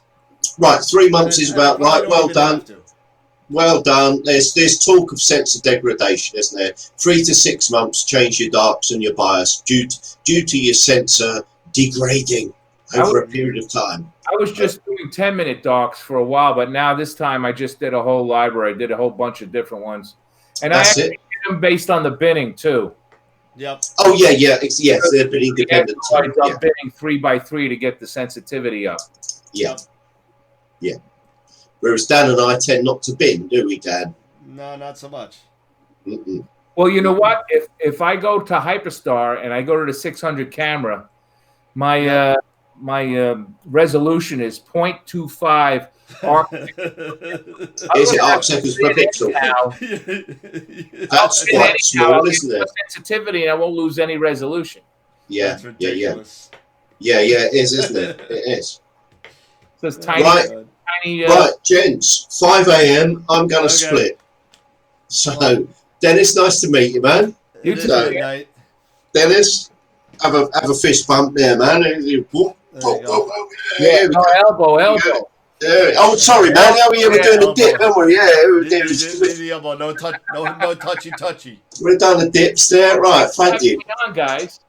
Okay, Dan, I'll Yeah, catch you in a absolutely. week. And love you, leave you. Gents, the night for now. All right. Sounds good, All right, guys. Catch you cheerio. later. All Cheerio, right. everyone. The night. All right.